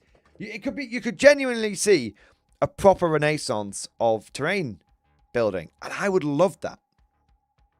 Because this is kind of like the nice, I actually can feel, I can, from one angle, feel very, very positively about it. Because it's like, oh, thank fuck, I don't need to go and buy these stupid bullshit UKTC fucking boring ass fucking ruins. Or WTC boring ass fucking ruins. It's like, here are the footprints and I can put whatever I want on it. Great. I'm going to go terrain mad. Right? And so that's potentially a source of great happiness. A source of great hype. But where I think the beef will come in will be at tournaments. I think tournaments will pretty quickly switch over to just using footprints. I think they will do. And secondly, and this is and the thing with tournaments is I can even kind of deal with it at tournaments. I can kind of deal with it. Because a tournament is a different thing to a pickup game. A tournament is a different thing to a friendly game. Okay? So, even though it'll look quite bad, I think that I can probably deal with it at tournaments. Just I won't be happy, but I'll deal with it. Where I'm going to get really annoyed, though, is if it starts creeping into all the battle reports and if it starts creeping into everyone's casual games. And I think that's, and if it makes significant headway outside of tournaments, I think 40k is going to be in serious trouble because this is the same. How do you like sell this game to someone when the only thing they see whenever they look for like media on it is just a bunch of unpainted models on flat terrain? Think about it. Painting standards are already already heavily slipping. I have loads of American viewers telling me that no one fucking paints the models anymore. Now imagine if 40k basically just becomes unpainted models on flat terrain. Close enough. Welcome back, War Machine. And we all know what happened to that fucking game. No. And I want to make something clear. I am actually not against, like I said, I'm not against flat terrain at tournaments, because I understand at potentially like large tournaments, because I can understand the convenience of it, and I can even see how there could be chance that it's convenient for players who are potentially having to set up 5 boards over the course of a tournament, right? I can kind of see it. And I even said, remember when Old World came out, I was like, this could be a really good, I even said Old World can benefit from flat terrain because of the fact you don't need very much of it. So, flat terrain does potentially have its place, and will have, obviously we know what the downsides are. It looks like shit, but may actually have some, practical upsides. But the issue isn't flat terrain. The issue is how prolific it becomes, and if it becomes the standard.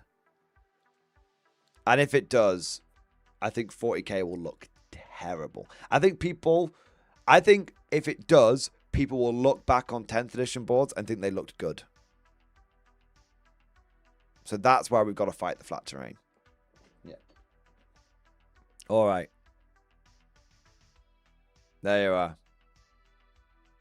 There you are. That's my take. Let me know what you guys think. We've got some super chats coming in here.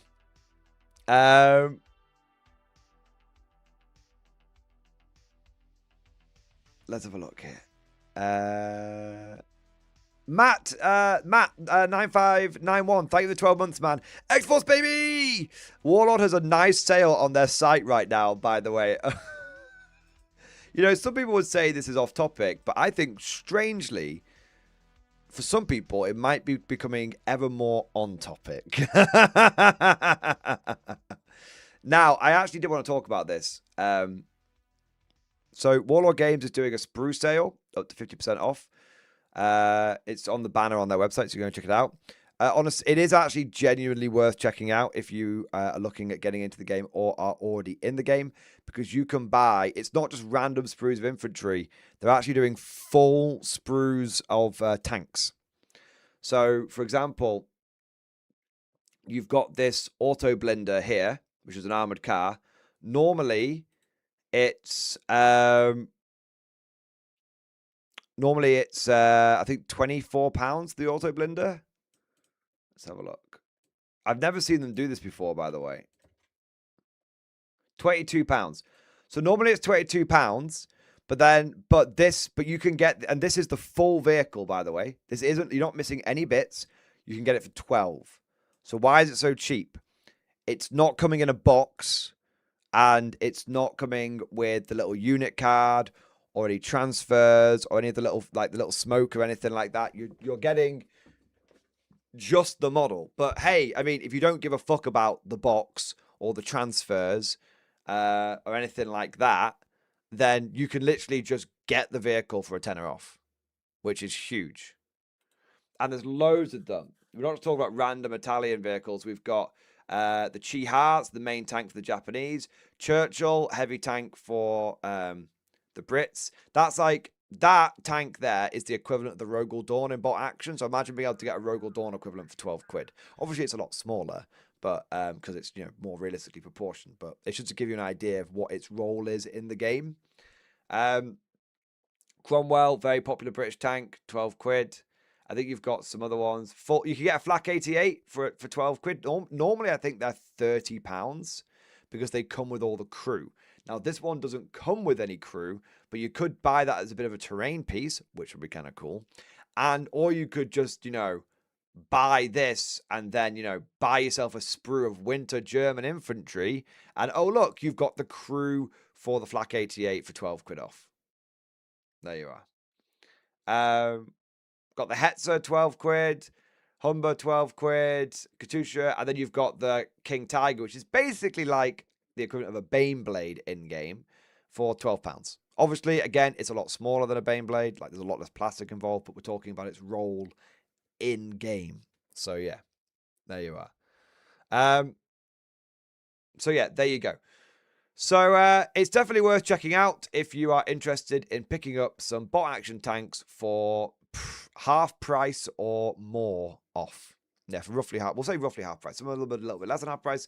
Some are a little bit more than half price. So yeah, there you go. Take advantage of it. Oh, and don't worry about, but how do I build it? I won't have the instructions. I think each one has the instructions available here. I'll just double check. Yeah, it does. So each one's got so you don't, even though you don't get the instruction booklet, the instructions are literally available on the website. So there you go. And that should be, I think, for all of them. We'll check another one here, but I'm pretty certain. There you are. There you go. So you should be well sorted. There you go. All right. What do we got next? Ed Bailey, thank you for the super chat, man.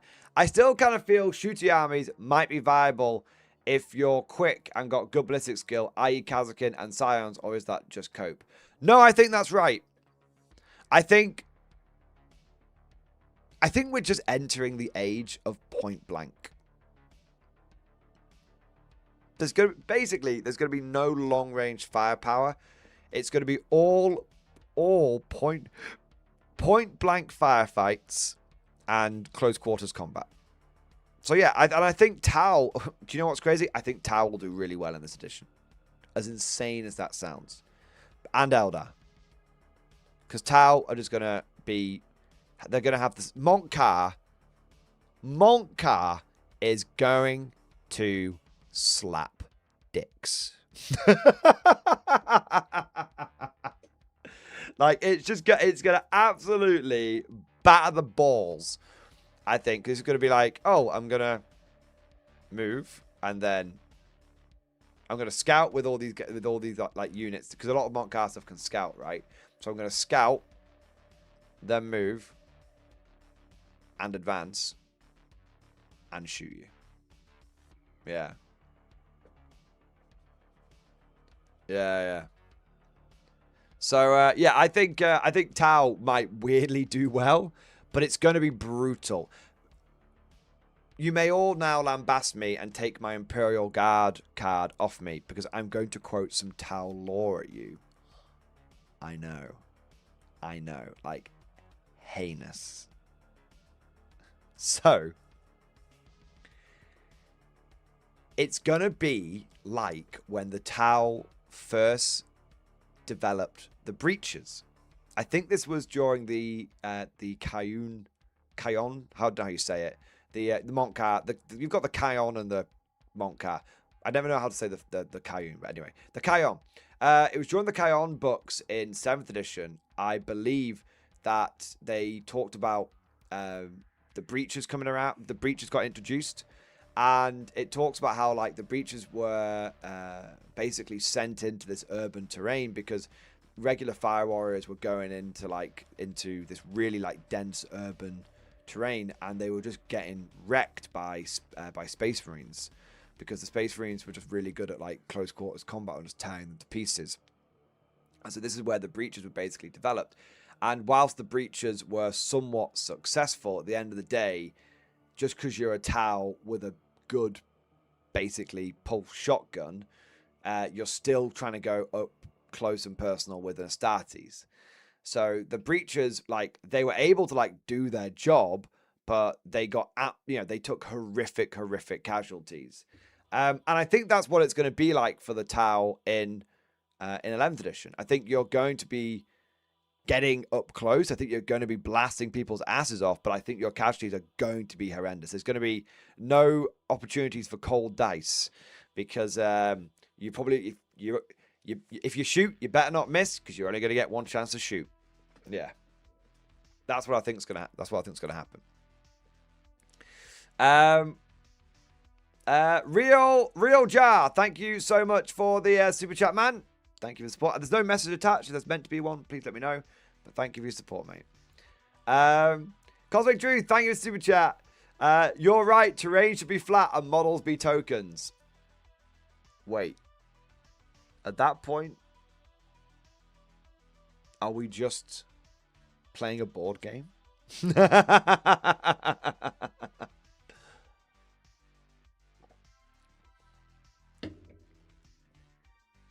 Games Workshop would absolutely charge you 40 quid for 5 Space Marine tokens.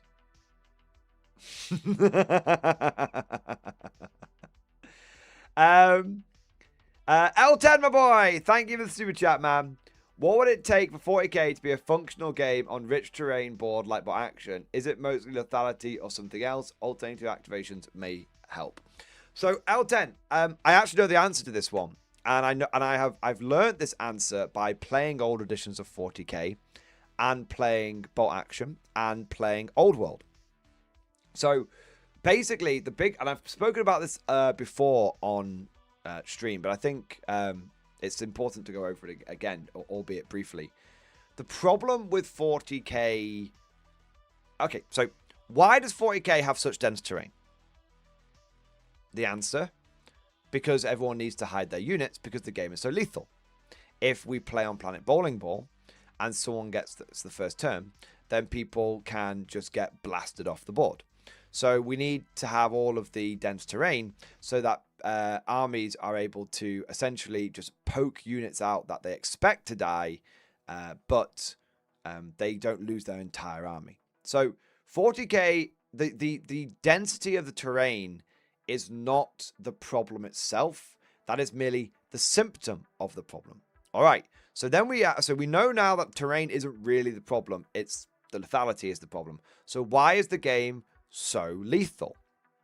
What has changed between old editions like 3rd and 4th edition, for example, and new editions like 10th edition? What's changed is 2 things. What's changed for the lethality is 2 things. Firstly, the numbers are just too high. We started off with damage 1 weapons. Everything used to be damage 1. Everything. And the only time it wasn't damage 1 was if it was strength was double your toughness, and then it basically instant killed you. So if you had so a lasgun was everything was, if you shot a las cannon at a hive tyrant, it only did 1 wound, but the hive tyrant only had 6 wounds. So it was, but relatively speaking, it was actually tougher now. Actually tougher then than it is now. So we've got 2. Also, rerolls used to only exist on Twin Linked. That was it. Whereas now, what you have is everyone has too many shots.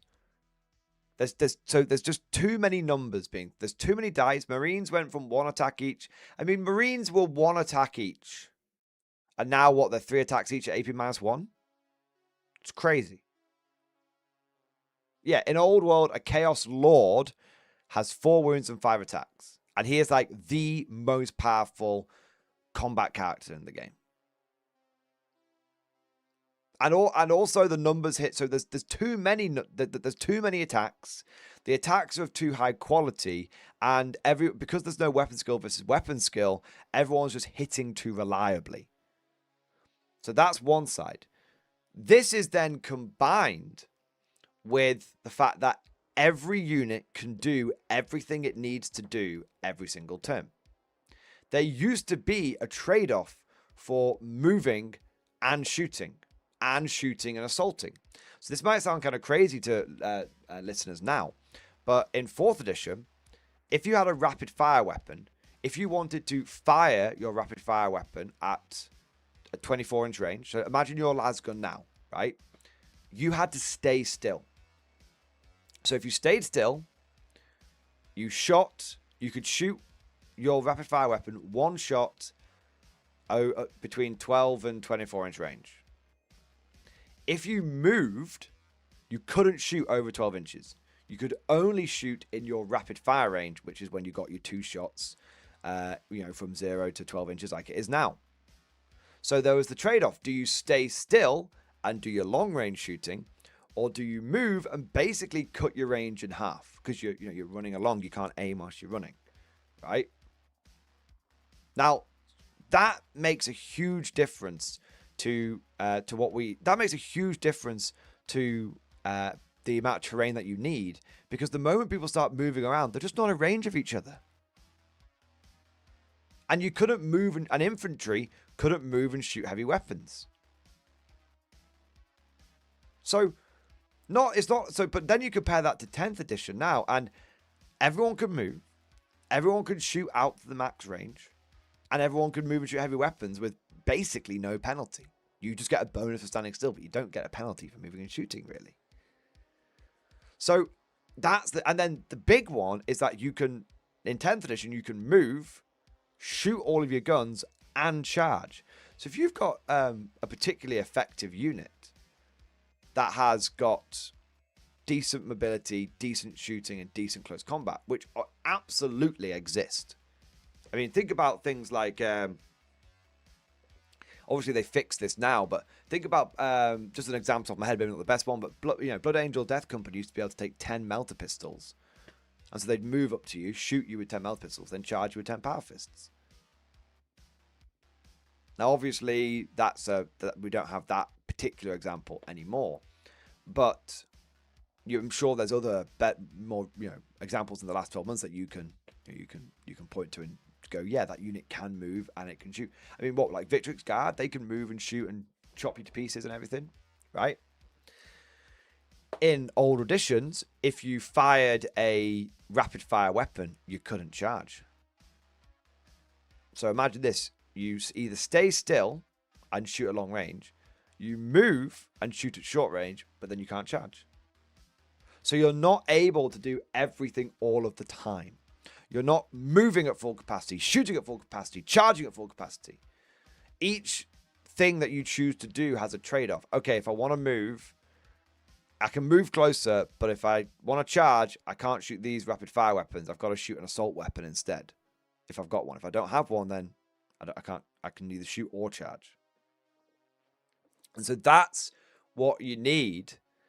You need to have those trade-offs. You need to get the numbers down. You need to get the numbers under control, for one.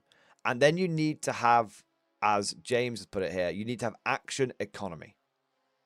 You need to have an action economy, and you need to bring the numbers down, and that will bring the lethality down, and that will allow for boards to open up again. Until that happens, you cannot have terrain which isn't super dense. And I will compare this to just to throw a couple of very quick other examples out there. In Bolt Action / Conflict 47, every unit can only do one thing each turn. You either run, or, well, you can do 1/1.5 things. So you can either run, which means you move 12 inches. You can advance, which means you can move and shoot, but then you're shooting at -1 to hit penalty. Or you can fire, stay still, shoot at full capacity. That's it. Each unit is basically doing one thing or two half things. Look at Old World. Old World gets around this by charging in the movement phase. So in Old World, there's no charge phase. What happens is you at the beginning of the movement phase, you say, I'm going to charge you with this unit. And then you resolve that charge. Once those units are then locked in combat, you can't shoot into combat. And those units can't shoot whilst they're in combat. So suddenly, that unit is only doing one thing.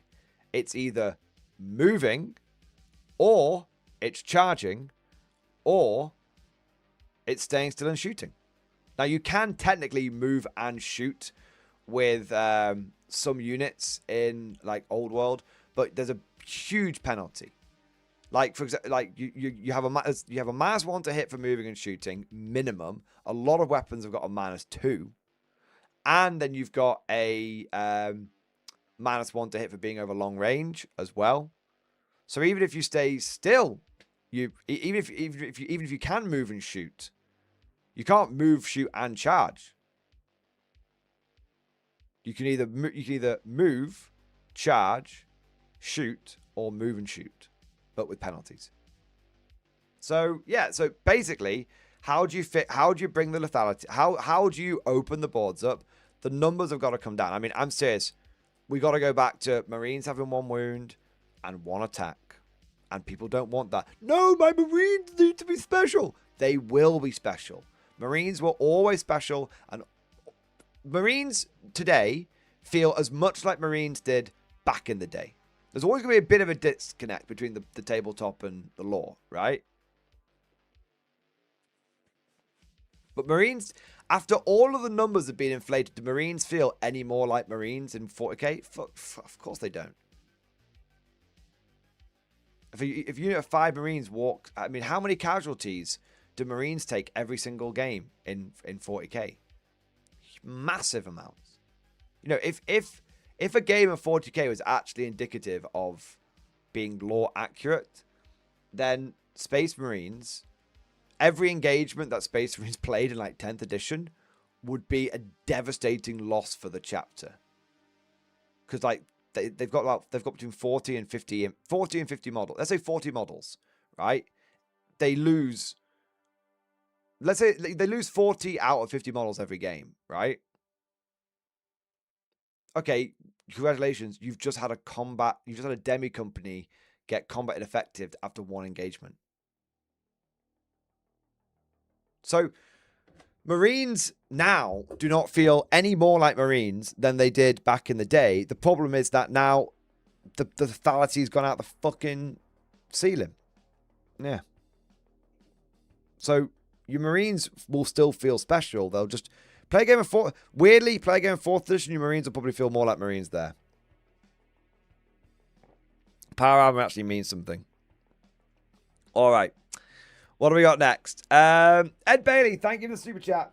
Why do I get the feeling 11th will be the same as 9th for me, and that being guard largely spending its time on the shelf and Marines getting played most?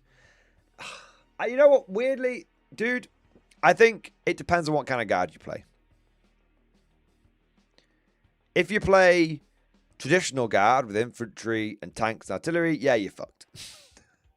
If you play new guard with all that lovely cavalry and abhuman shit, you'll probably be all right. I was going to say that yesterday I thought that mech guard was going to be good, but after the article today, I think mech guards and armored guard is utterly gigafucked. But we'll have to wait for confirmation from the on Monday.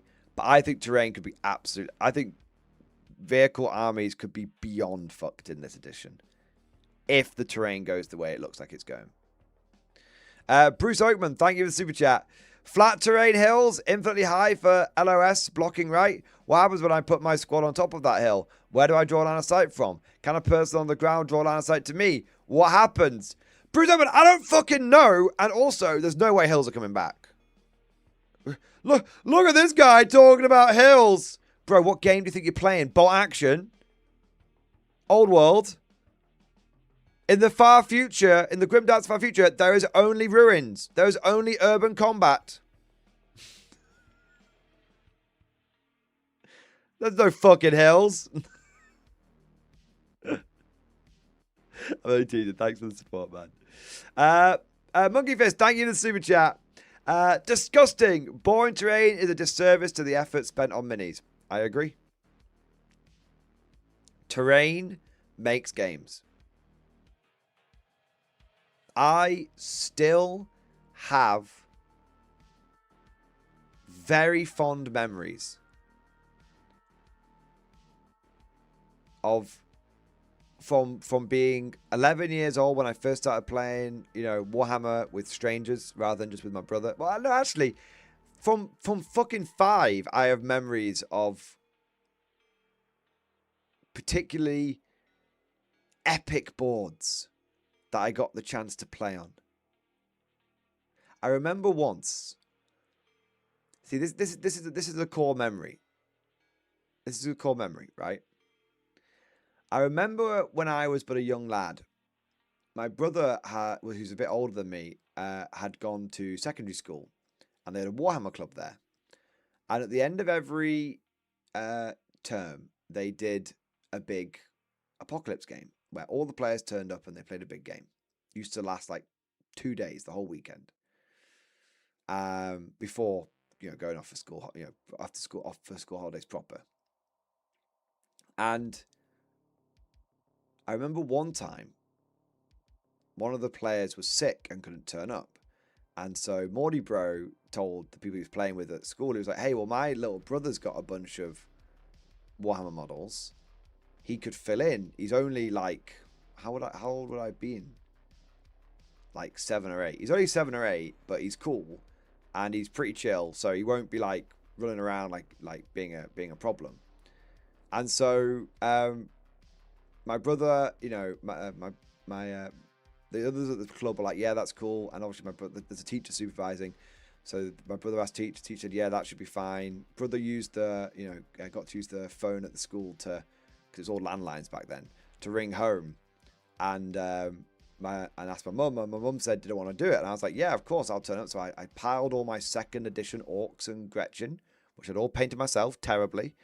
I piled all of those into a shoebox, and I had 40 Orc boys, 40 Gretchen.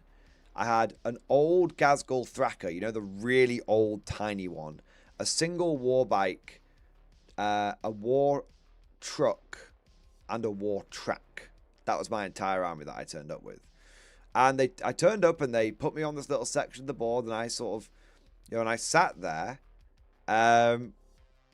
just soaking in the moment, because obviously I was like, wow, I'm getting to play with all the big kids. Because when you're a young boy, getting to play with the older kids it can be a real treat.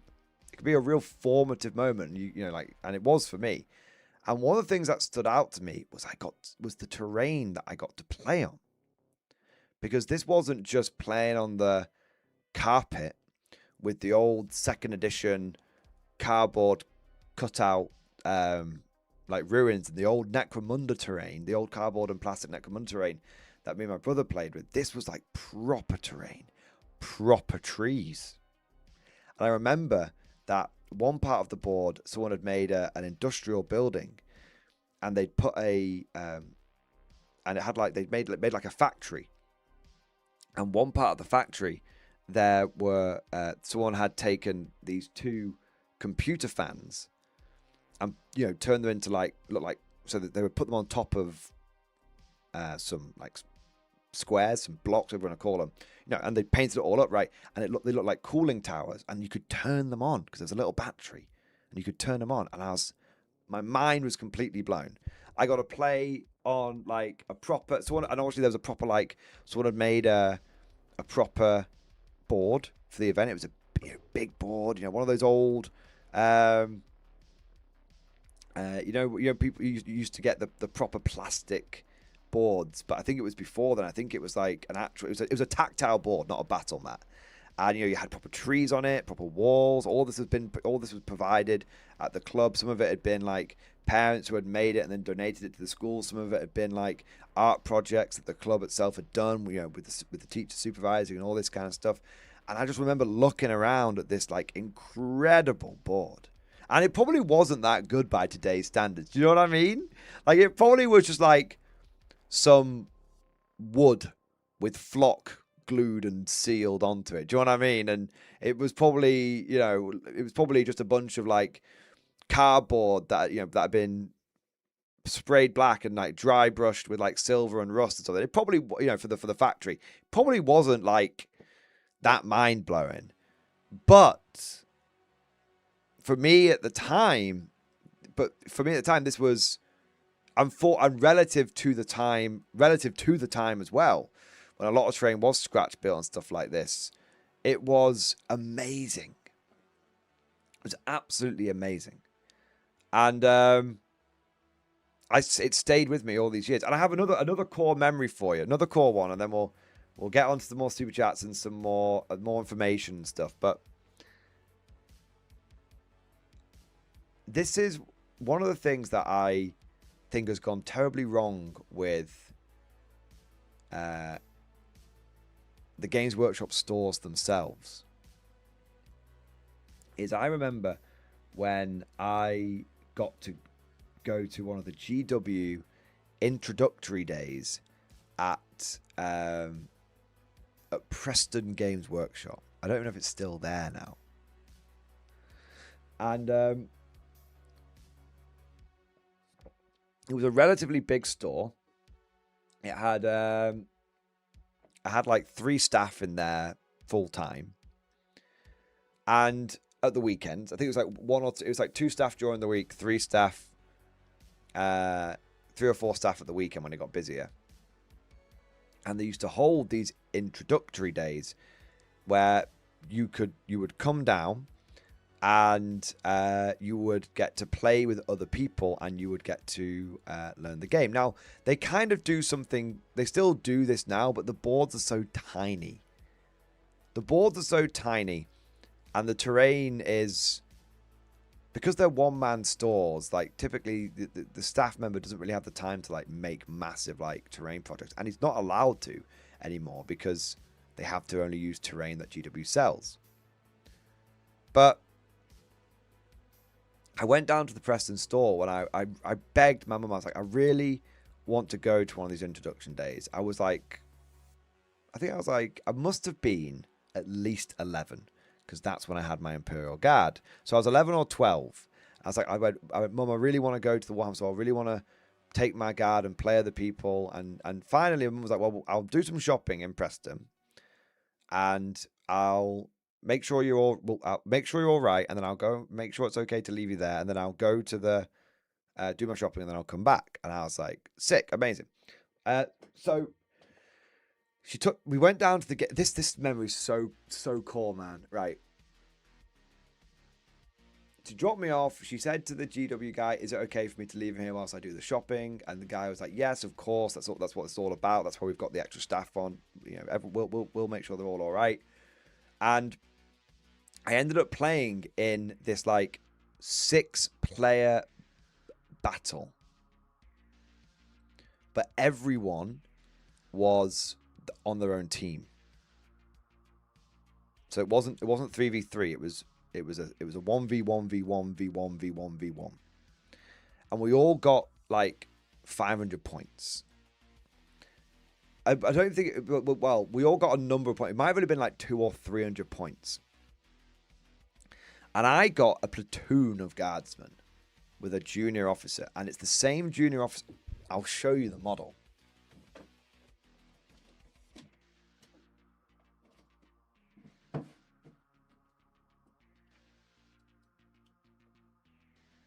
I've still got the exact model. It's this platoon commander. All right. The old lieutenant, the old Cadian lieutenant, the metal one with the power fist, right? So I had a platoon, and this board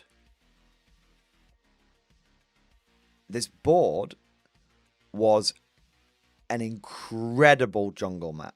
I kid you not, it was a 6x4 full of trees. And like, it had all been created by the staff members. Fully paid, it was a full tactile board. Loads and loads of trees, but all like jungle trees. So it's like aquarium stuff as well. And they had loads of forest paths.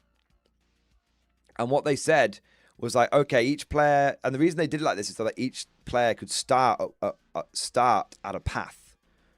And then there was a bunker in the middle. And they were like, okay, whoever holds the bunker at the end of the intro day wins. And so we were all like worming our way down these like forest paths to like obviously like you could go through the forest, but there was things like, you know, some of the trees would eat you, which were actual rules back then. Like you had like Catachan trees, the old Catachan trees and stuff like that, right? And also it would slow you down. So it was like, do you go round the path or try and go through the forest? And I remember, like, I had this platoon of guardsmen. It's like 3 squads. I've still owned everyone. 3 squads in my platoon command squad. with my Acadian officer leading the way. And I was like, I'm going to cut my way. So even when I was like 12, I still had this mentality. I was like, there's no time to waste. Casualties are to be expected. We'll cut our way through the forest. And I was like, and the guy was like, the GW guy's like, are you sure you want to do that? Like, that's some spike. That's like some brain leech trees. And I was like, we're going to make it through. Like, we've just got to push for the objective kind of thing. Obviously, I was a little kid, so I was using like different language. I was like, no, I want to go. I want to go for it. And the guy was like, all right, roll the dice, and I rolled the dice, and all my guys managed to make it through without anyone getting eaten by the brain leech. It was like, yes, huzzah! And then I encountered the first other player, and it was a Chaos Space Marine warband. And this Chaos guy, we got into like an initial brawl, and my forces started getting badly mauled. Like I lost a squad. And so I was like, okay, we need to. I'm not gonna make it to the objective. I kid you not. This happened when this was my brain at like 12 years old. Like this was the tism, right? And I was like, I thought to myself, I'm not gonna make it to the objective. I've just had one of my squads, absolutely battered in close combat by these Chaos Space Marines. You know the old Chaos Space with the big horns coming out the heads and everything. I was like, we're gonna have to do a fighting retreat, but like. Retreat like towards like the objective. So literally I was like moving. I was like my guys were like my squads were like moving backwards through the jungle, like firing behind them, like covering the ground. Like my officer was there, like my officer, because the officer gave his leadership out to the units around him.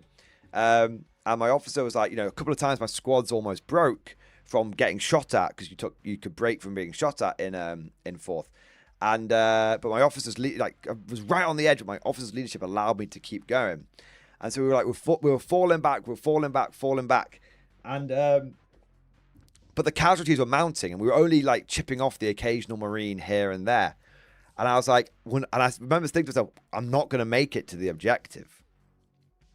I'm not going to make it. Like, my men are moving too slowly through the terrain. We're taking too many casualties from the terrain and from the Marines, like, chasing us. It's like proper Vietnam, like, vibes.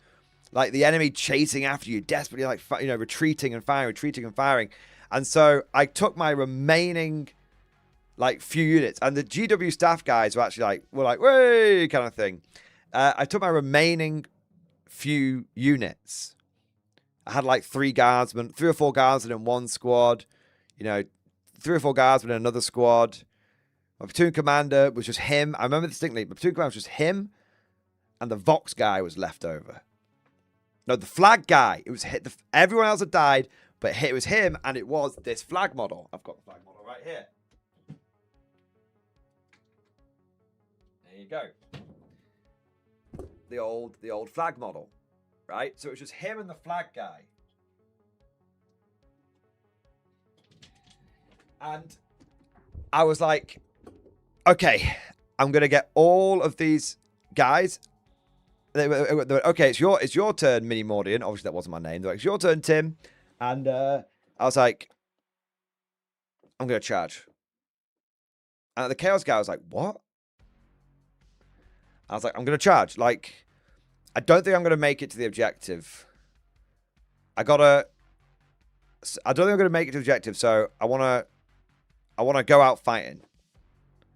So I got all our remaining guys, did a big charge into the Chaos guys pursuing forces, and like I did like my power fist, my lieutenant with power fist, fucking 2 hits.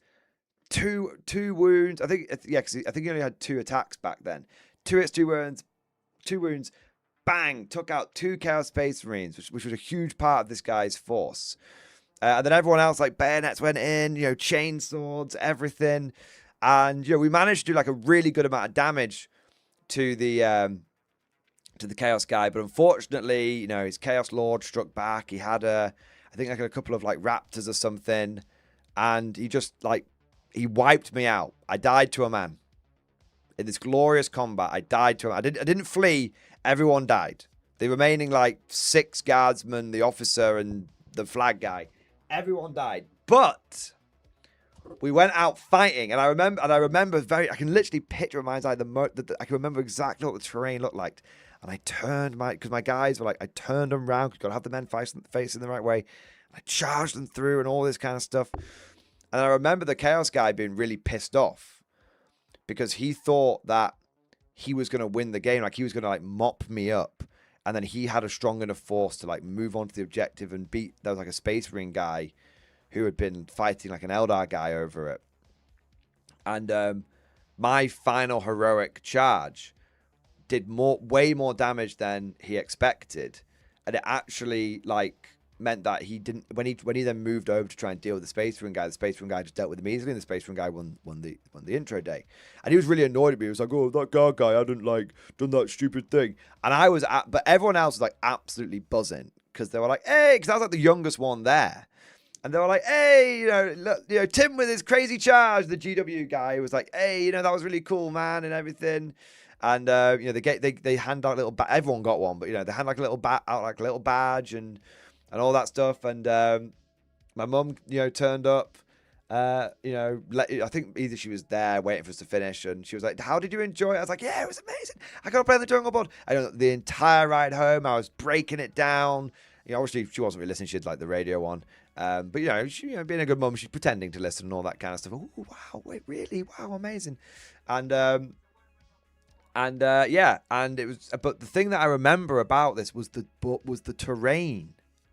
This whole story, and that story would not and could not exist on flatboards.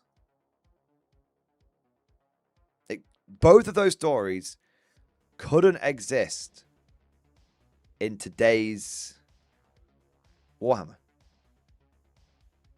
It's just not possible. And that's why terrain and a more immersive experience is very important. Because without it, you don't get those. Without it, the game just becomes a series of mechanical interactions, not a series of epic moments. Jaeger Scott, cool story, but have you ever experienced the unparalleled joy of playing on a 2D board?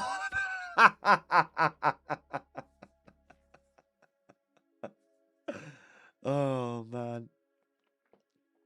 Oh, my God. There you are. So what do Warlord do the same spruce sale often, or is it once a year thing? I think it's once a year thing. They do a few sales throughout the year, but I've never seen them do a spruce sale where you can get entire tanks for 12 quid, mate. So I take advantage of it. Yeah. But yeah, I know it sounds like there's a really long story. But I think it's a really important one at the same time. Because I think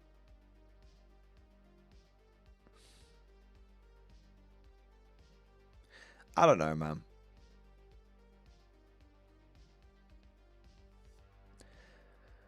I worry.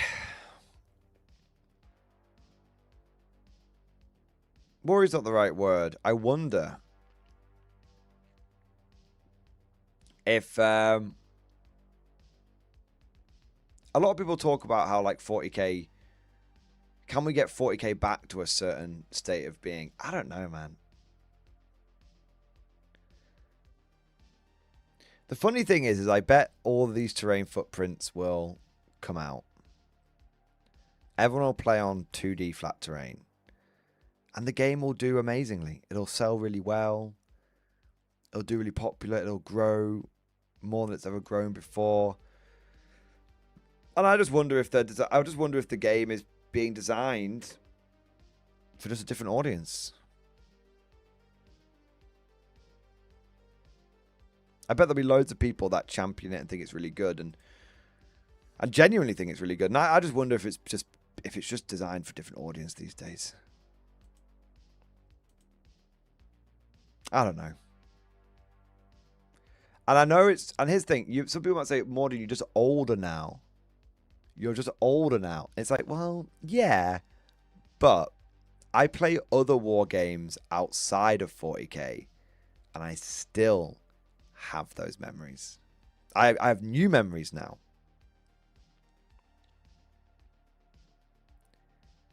I mean, not to make everyone's eyes collectively roll back into their heads, but God, some of the memories I've got from Old World and Conflict 47 are just... And bot action. I was saying this to Simon today because we were doing a video. I'll never forget that game we played where we had, between us, we had 3 artillery bombardments. And every single artillery bombardment that went off did like, we kept rolling 6s, so it was just doing like massive damage, like wiping out entire units. And it's never happened before. It's never happened again. And I'll never forget that game where where the Italians versus the 8th Army and the artillery just went mental. And and I had a unit that stormed over the top of a hill, like bayonets fixed because of the 8th Army models. And then the artillery shell just came down, just bang, wiped them all out. And how Simon's black shirts took refuge in a church. Then the artillery shell just came down and flattened the entire thing. Yeah. And that happened in the last year or so. I agree with Master Sinclair. I agree. It's never been easier to learn how to make good-looking terrain. And that's my hope. That is why this is the thing, right? Controversial thoughts. I don't think flat terrain... I don't think flat terrain is going to become the thing. Maybe it does, but I don't think it's going to be the thing. I think the terrain footprints will come out and we'll all get to make loads of really cool custom terrain and fill our boards up with the footprints, yeah, but the cool stuff going on the footprints. That's what I think is going to happen. And if that doesn't happen, then I'm fucking blaming you guys. I'm blaming the community. All right. What do we got next? We got some super chats here. All right. James Homer, thank you for the super chat. Hi, Mordian. Message and stream discussion. Tigarius. Let's have a look. Hi, Mordian. Finally had my first game of 10th edition, 2k points. It was me versus Custodians. A tight game resulting in 72-70 of my favorite. Hey, well done on the victory, man. My Pathfinders were the men of the match as they kept spotting his stuff and taking out Custodians with the rail rifles. Yes, see, rail rifles is what it's all about. Do not believe the lies of the cult of the ion rifle. They don't know what they're talking about. While at the same time being a pain to kill from his shooting, dice luck. You know, one unit sitting out in the open from turn 1 and the last man only fell in turn 5 despite him constantly trying to throw Custodians bolts into it. Yet at the same time, he didn't want to commit a charge into them that would have quickly nibbed them in the bud. All in all, I had 7 Fire Warriors, a Scoury gunship, and a Devilfish left, and I snuck out a Pyrrhic victory. Despite having 24 smart systems, I felt like they weren't really punching that much, but it might be just because I was dealing with Custodians and Silent Sisters. I mean, the SMS are good into the Sisters, but they'll do fucking nothing into the Custodians. Literally nothing. Still, the imagery in my mind while shooting was that of spam rocket artillery from Total War Empire, and that made me happy. Hey, that's cool, man. I forgot to get a picture of deployment, but it being table quarters, my deployment was chock full. Overall, my army was constantly able to keep pressure on him with wave after wave of infantry and tanks. I was able to end each game turn ahead, but a 6th turn would have tabled me, pitched at the end game state, and my dead pile below. The box and had his army, including 2 Kaladas grav tanks that were a nightmare to kill. Yeah, they are tough. Wow, that's not a lot left, is it? But that's enough left for the win. Look at that dead pile. Playing like a proper guard commander. There we go. Love that. His army is a lot smaller than yours. Yeah. That's the beauty of Custodians, though. Yeah, yeah. Nice. I always knew teaching the Tau the way of the guard would be a success, and here we are. There we are, man. Okay. What do we got next? Chicken Detonator, thank you for the super chat. A new warrior joins the cloister in stream discussion. Let's have a look. Okay.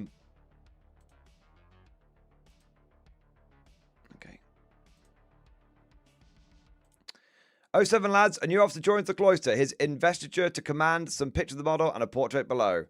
Also, a fresh cloister drinking song. Is that the same one from yesterday, is it? Or is that a new one? Nice. Very cool, man. That's very cool. It's new. Wow, okay, fair enough. Let's have a look here.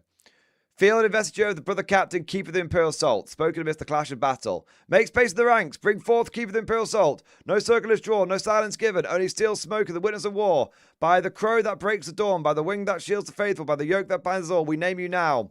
You have cried the death of your foes before the blade has struck. You have shouted your judgment into the teeth of battle. You whose greatsword spins above you like a storm of iron, and whose hymns rise louder than cannon fire. We have seen you. We have heard you. And the enemy has fallen beneath your word. Do you swear your voice shall never falter? Do you swear your blade shall follow your word? Do you swear that you proclaim you shall make true? Then hear it, all who stand beneath the roost. By authority of the cloister, the will of Saint Chicken, we name you the Saint's showblade. Let all see your stroke before it falls. Voice of the final stroke. Let all hear their end before it comes. Raise the blade, once for faith, twice for steel, thrice for judgment. Thus spoken, thus struck. Brother captain, keeper of the Imperial Salt, step forth. Let your voice be above the guns. Let your blade fall where your word commands. Announce their end and make it so. Deus Gluck! Hey! I love it, man. Nice. Chicken Detonator? Awesome. Love the model. Love the lore. Love it all, mate. Amazing. Dark Knight Current, thank you for 36 months. 36, man! Triple X Force, baby! If an event is flat terrain, I bounce, refund. I don't think flat terrain will happen at local tournaments. I think flat terrain will happen at super majors. Specifically, I think it's going to happen at UKTC tournaments. I think if there's that's where I think it'll happen. Dark Knight, thank you for the super chat as well, man. Just saying, GW giving TO special treatment to addict them to early access. Next edition, threaten that perk unless the TOs agree to only allow GW models at their events. They want total control. So they definitely do want total control.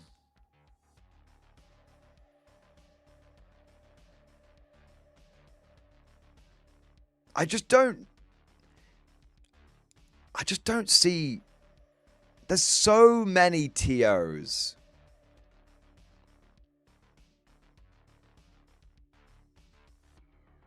It's just impossible to enforce. GW doesn't have the ability to enforce tournament organizers only allowing their models at their events. They can only enforce it in their... Look, if Games Workshop wants to have it where only their models can be used at events, they need to be running a lot more events. Yeah. Which, yeah. So no, Dark Knight, I agree they're going to give TO special treatment. I agree that GW wants full control. I don't know if they'll be able to like addict TOs to early access, but they might be able to. They might be able to.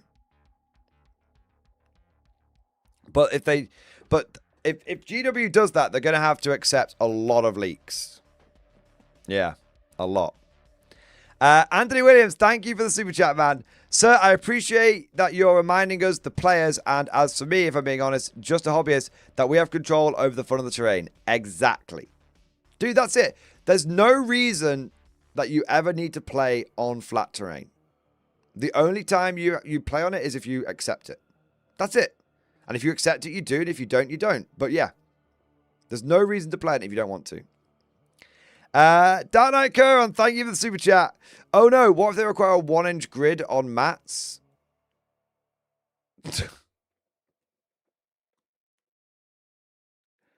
So we're going to get battle mats which have got grids on them. And we're going to have flat terrain.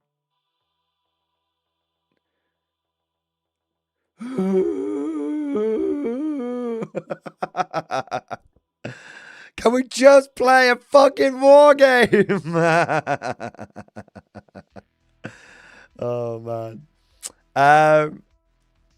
Real Jar, thank you for super chat, man. Great time to build my Kane Defense Force. Hey! Hey, dude, Kane Defense Forces are great, man.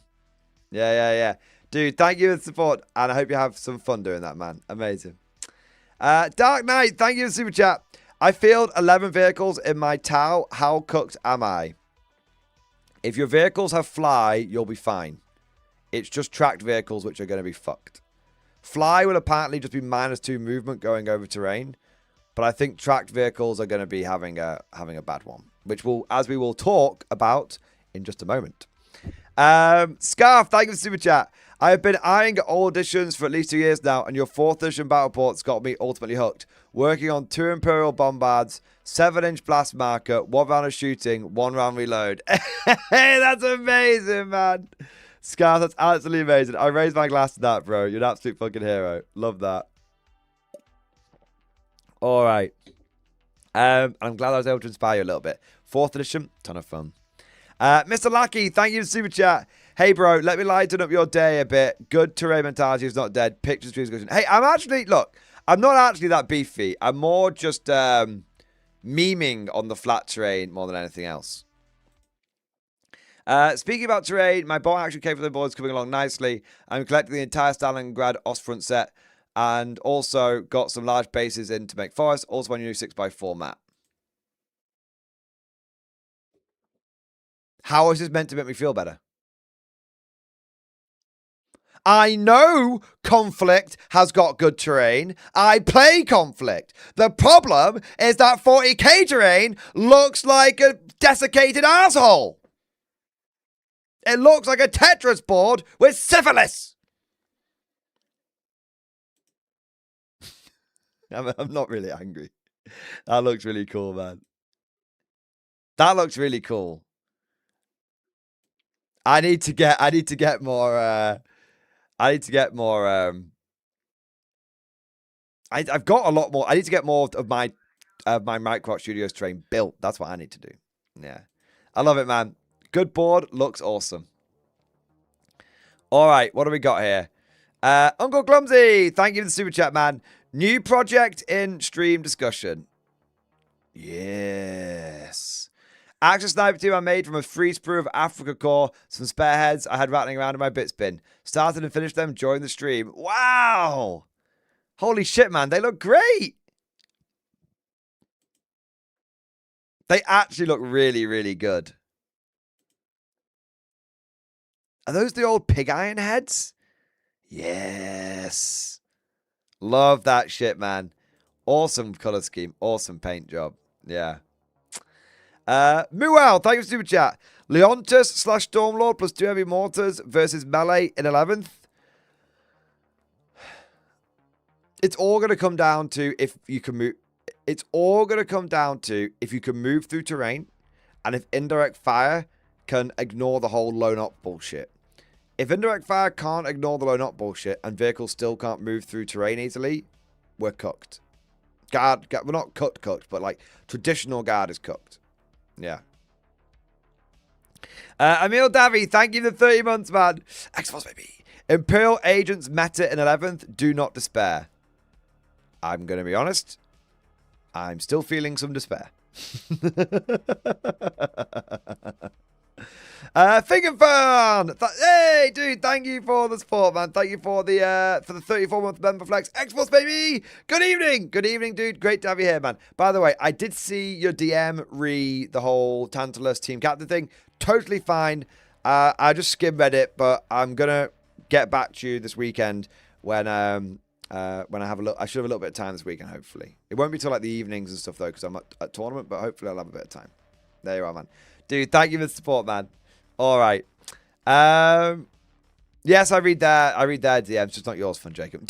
Fun Jacob, I've like skim read yours. I've just not replied to it. All right. Just not replied to it yet. All right. Right, gentlemen, ladies, and all small fur creatures of Alpha Centauri, I need to talk to you about the new Warhammer community article and how it links into the leaks, and why I am both hyped and worried for 11th edition. So I'm going to bring that up on screen now, but I'm going to go for a very quick wee and get a drink, and then we're going to get into this. Now, there's going to be information in here that is new, and there's going to be information here that confirms the leaks, and then we're going to talk about, if these leaks have been confirmed, what it means for the other leaks that we've got, and what that means for 11th edition, and why I'm both excited and worried. So I'm going to be back in a moment, but literally I'm going to be like 2 minutes top, so don't go anywhere.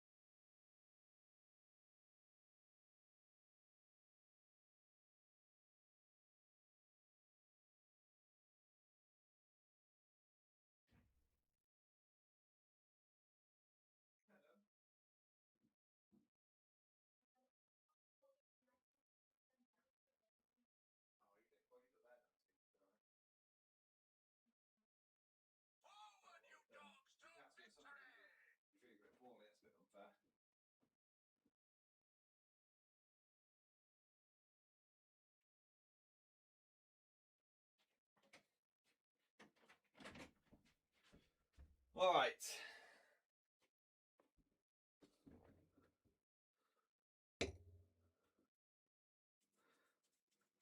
Let's have a look.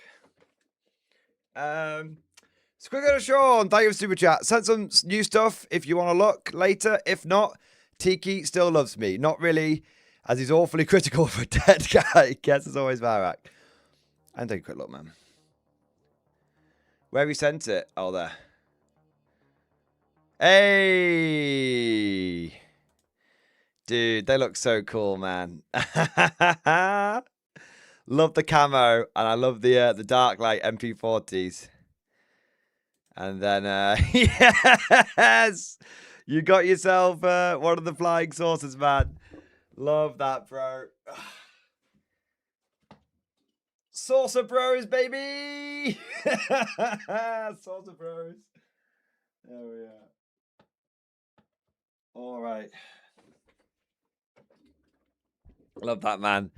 Dude, it looks out. I love what you've done with the Puma as well. A couple of plasma cannon turrets for the grab Puma. It looks absolutely ace, man. Nice. Nice. Excellent. And then the bug. Yes, the bug. Very, very cool. All right. Thank you so much, man, for the support. And I love the models, man. Excellent stuff. Okay. Let's get into this. Let's get into this then. I got one thing to bloody talk about today. We're going to talk about it.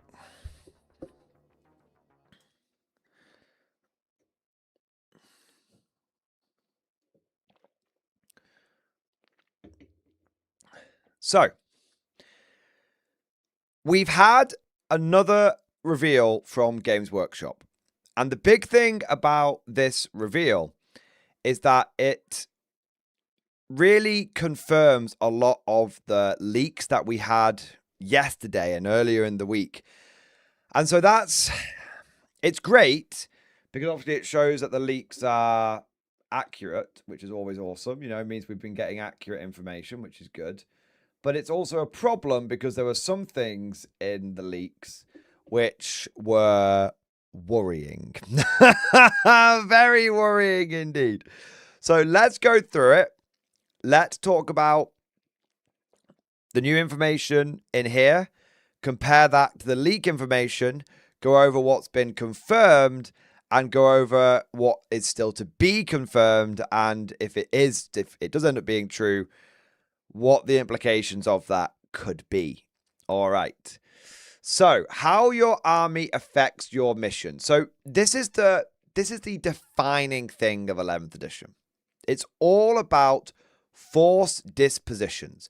Every edition has got a thing, a USP. Every edition, GW reinvents the game in either in its entirety or in a specific area to try and make the game feel new and unique and different. This is kind of a thing. This is kind of thing Warhammer does. Not every other game does this, but it's kind of that GW likes to do. They like to constantly be keeping the game different, and so that when people look back over different editions, they can sort of point to it. This was this edition, this was this edition, kind of thing. Whereas for a lot of other games, you tend to get like a continuation or just it's the gimmick of the edition, exactly. So today we're looking at how the focus you choose for your army will affect the missions your force is sent on in the new edition of Warhammer 40k. Earlier this week, we learned how new army building rules give you a wider choice of detachments to pick for your force. Each detachment will now give you one or more force dispositions, which are generally tied to how that force would perform in battle. So, just in case you missed it, everyone gets 3 detachment points. Some detachments will be worth 3 points, some will be worth 2, some will be worth 1. You can spend your 3 points however you want. Spend all 3 points on one mega detachment that tends to cover everything, aka Gladius. Or spend maybe 2 or even 3, maybe take 2 or even 3 detachments, like a 2-pointer and a 1-pointer or 3 1-pointers, to try that are normally like weaker, more specific detachments, which you can then sort of layer on top of each other to try and make them, you know, the sum being greater than the parts and all that kind of stuff. In earlier mission packs, the way you built your army had no impact on the missions the game asked you to complete. Khorne berserkers might inexplicably race to stand on objectives in the corners of the battlefield, or Tau Thyroids might find themselves assaulting entrenched melee units to secure a few extra victory points. The new missions encourage you to complete the sorts of objectives your army would naturally pursue. So on the one hand, I'm 50-50 on this. Well, when I say 50-50, I can see the benefit of it, but I also kind of like the old traditional way of doing things. What I like about this is you can build an army that's trying to do like a job. Like my army is built to hold the line. And someone else could build an army like my army is there to smash the entire area, break through, kill everything. So on the one hand, I quite like that players are getting to play to their own missions and their own strengths and everything. On the other hand, it could potentially make it feel a bit disconnected. Like, I'm just going to try and do my own little thing. And there's also an element of, it's quite nice to fight over something. Like, okay, we are here to secure this relic. And each army approaches how that relic is secured differently. So a Black Templar force or a World Eater force might run in there and, secure it aggressively, where an Imperial Guard or like a Tau force might, soften the enemy at range before then going in. I think it's funny. I think this solution they've come up with is to a problem that they've created with the old way of doing missions. When I say old way, I mean the 10th edition way of doing missions. So they're kind of selling you, and you might think I'm being a bit cynical here, but they're kind of selling you the solution to the problem that they created with their 10th edition mission design. That's, why do Khorne berserkers run off and do that thing? Because that's what the mission design is about. But what if the mission design was, hey, like I said, you can have armies acting like armies and both armies playing the same mission. That just comes down to mission design. But anyway, I might be being a bit cynical there. I just think that sort of just popped into my head as we were looking through it. When you build your army, your detachments each unlock a force disposition, one of which you will choose to represent your army's force disposition for each battle. This establishes the broad mission your army would likely be assigned to accomplish. Like any good general, however, you'll determine the manner in which you achieve that mission based upon real battlefield conditions on the ground. By comparing your chosen force disposition to your opponents at the start of the battle, you'll find out the specific details of the mission you'll be playing. There are 5 force dispositions in total: Take and Hold, Purge the Foe, Disruption, Reconnaissance, and Priority Assets. So essentially, you pick your force disposition. Now, you might have a limit on what you can pick, depending on what your detachment allows you to pick from. So maybe if you've got something like, maybe you've got a detachment which is quite a specific detachment. It costs like 3 points, but it's quite specific on what it does. That might be you only get Purge the Foe. But maybe you'll have a 3-point more generalist detachment that might unlock all 5 of these. Or maybe you'll have, like we said, if you've got 3 different detachments, maybe each one unlocks one of the different forces positions, and then at the beginning, you get to pick which one of those you're going for. Now, it does say at the beginning of the game here,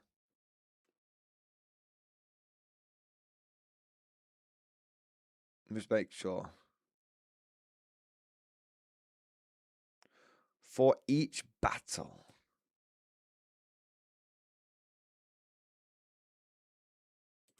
I wonder if you can change dispositions between games, or if you're locked. Like when I mean between games, I mean at a tournament, or are you locked into one?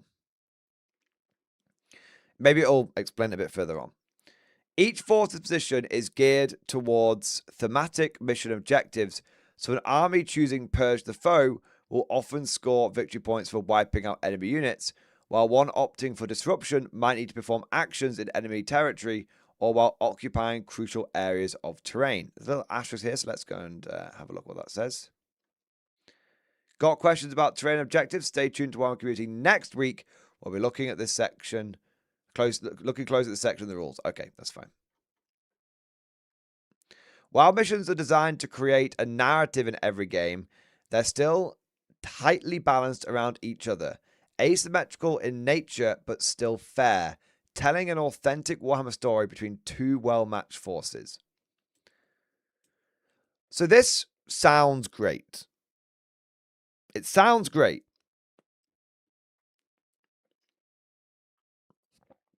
I am a little... I have to say I am a little press X to doubt. I feel...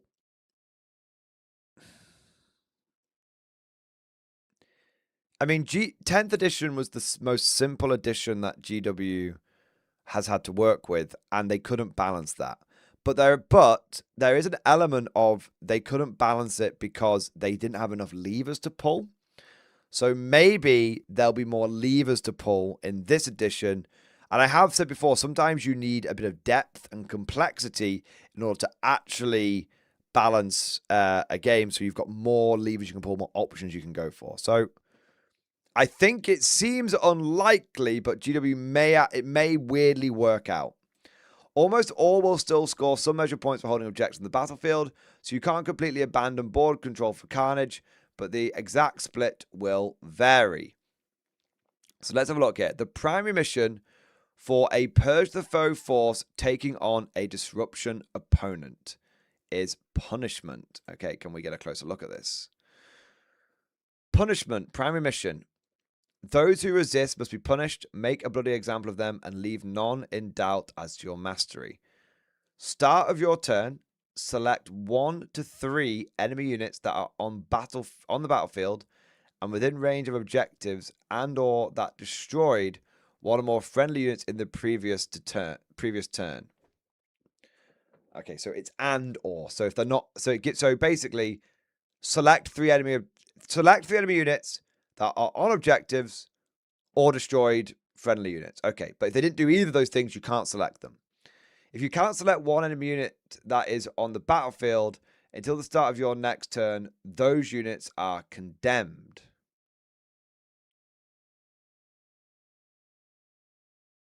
If you can't select one enemy unit that is on the battlefield until the start of your next turn, those units are condemned. Okay, I'm going to have to read on. Any battle round when, end of a turn, one or more condemned units left the battlefield this turn.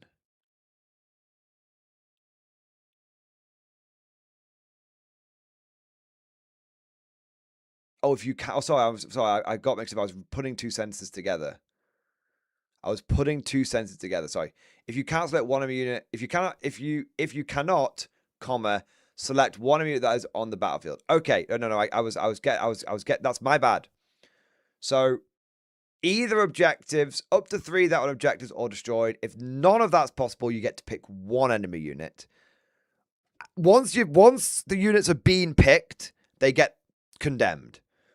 And then one or more condemned units that left the battlefield this turn, you get 5 VP.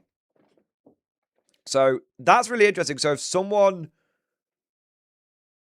like teleports off the board, you still get the victory points for it. So they can't just like go, oh, I'm going to teleport away, uppy downy. You're like, great, thanks for the victory points. Okay, interesting. I'm not against it. You either kill them or you make them flee, as it were. All right. Second battle round onwards, when at the end of your command phase or the end of your turn in the 5th battle round, you control one or more objectives. You control more objectives than your opponent. Okay. And you can get both of those. So if you get rid of in some capacity one condemned unit, 5 victory points. If you control one objective, not including your home objective, you get 4. If you control more, you get 5. So that could potentially be 14 victory points in a round on primary. That's a lot. That's a lot of That is a lot of primary, potentially. End of the battle. You control your opponent's home objective. You get 8 victory points. Well, it's very different. 5 rounds. Is that confirmed? Yes, 5th by round. Okay, so 5 rounds. There's no 4 turns. Woo! I have to say, I was genuinely worried about 4 turns. I was genuinely worried about 4 turns. Okay, good. Good, GW. Well done. All right. So the question I have here is, so if you are Purge the Foe, that's your primary mission, but someone else's primary mission will be different. This does mean that unless you both pick the same forces position, you and your opponent will have different primary objectives, creating a fun, tactical challenge that writes its own story. You're not just shooting some orcs to pieces, you're stopping some sneaky blood axes from booby-trapping your frontline fortifications. Double asterisk down here. There's even an optional twist, Mirrored World, that lets you ditch this and both use the same primary for anyone in the mood for a more symmetrical game. Okay, I'm going to call it. Taunt organizers are going to say every round the twist is Mirrored World. And they're just going to have everyone play the same mission.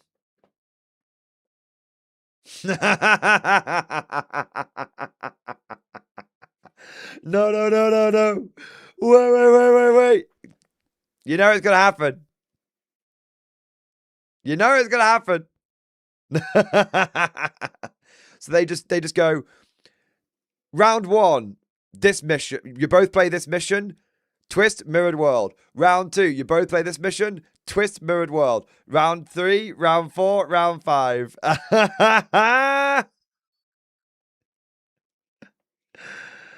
You know it's going to happen. You know it's going to happen. Remember when GW came up with some like really weird, interesting stuff at the beginning of 10th, and every TO just went, nah, fuck that. We'll do our own thing. Yeah. I'm being trollish and facetious, but I can absolutely believe that there will be some tournament organizers that go down that route. It'll be in, and if the game's massively unbalanced, maybe the route we have to go down, at least for a time. But we'll see. We'll see. I hope not. Like you, I hope not. I hope it all go. This is very. I'll say this. I've been playing 40k for nearly 30 years. There's never been missions like this before. There's never been anything like this before, where players are playing different missions. This is totally new, totally novel. And hey, you know what?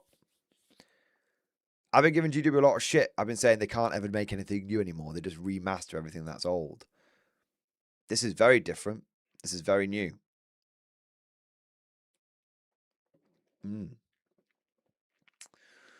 The primary mission for a disruption force taking on a take and hold opponent is Death Trap.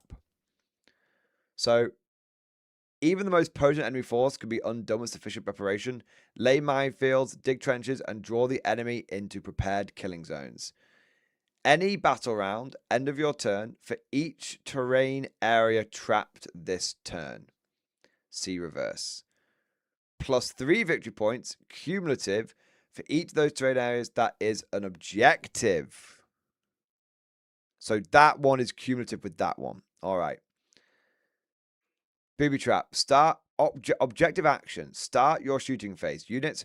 One friendly unit within range of one objective, including your home objective.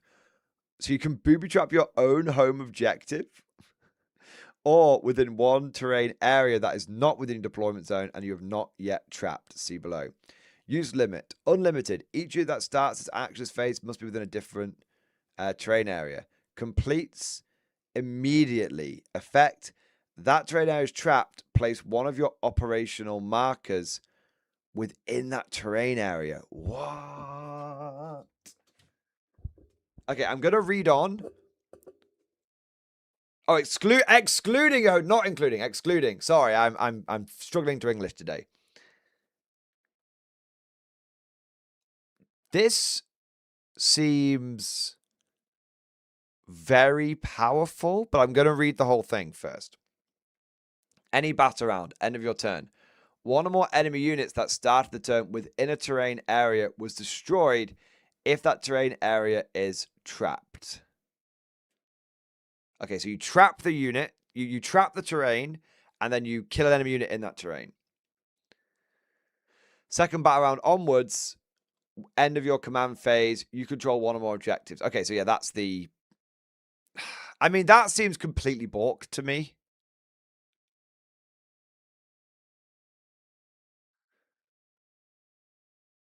Because you just like... It's unlimited. It completes immediately.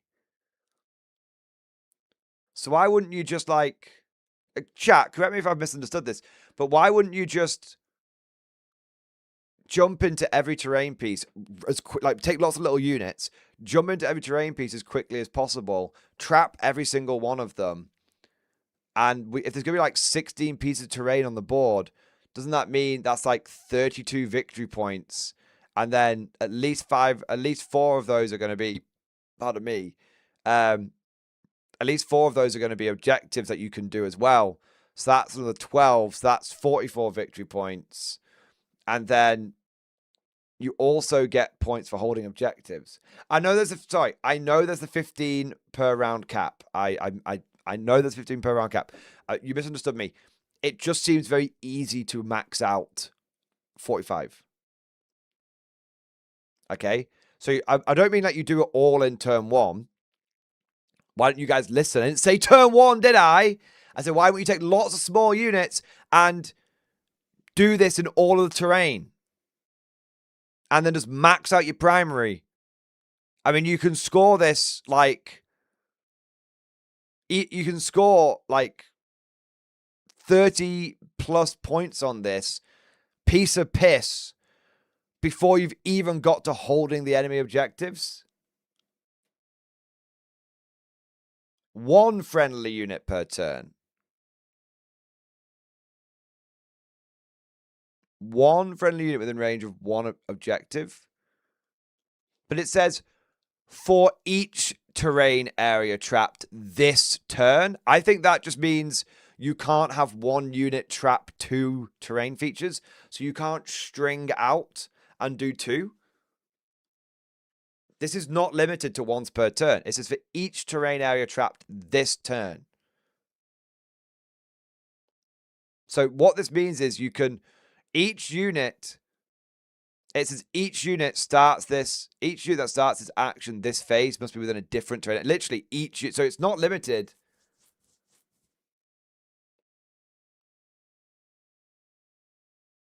It's not limited for each once per turn. So it would be entirely... So what I'm saying is...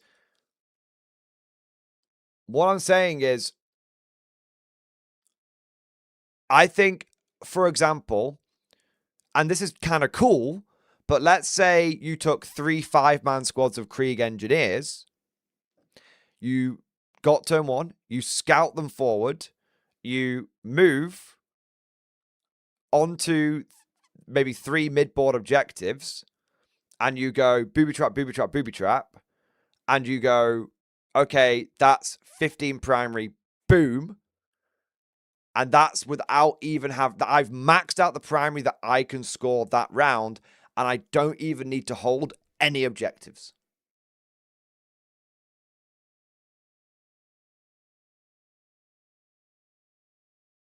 So do you see what I mean? Like, I please correct me, But I think that's possible. Joseph Christ, but you can only do that once. Yeah, dude, but this is all you've maxed your primary in one round without holding an objective. So that means next turn, if you do like another 3 terrain features, that's 6 VP. You only need to then try and hold 2 objectives to max out it again.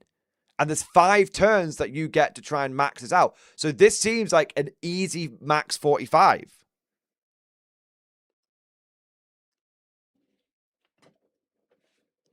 I'm just saying it seems like a max over the, if you can get a third, put it this way, if you can get a third of your max primary in only 20%, only 1/5 of the turns in the game, that means you should have ample time with the remaining 80% of the game to get the remaining 66% of primary.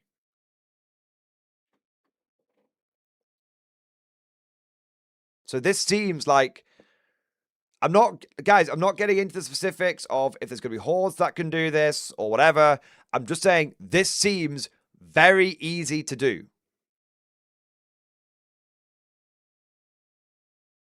It seems very easy to do. Yeah. Because I don't think there's any way for your, I'll double check it, but I don't think there's any way for you to untrap those objectives.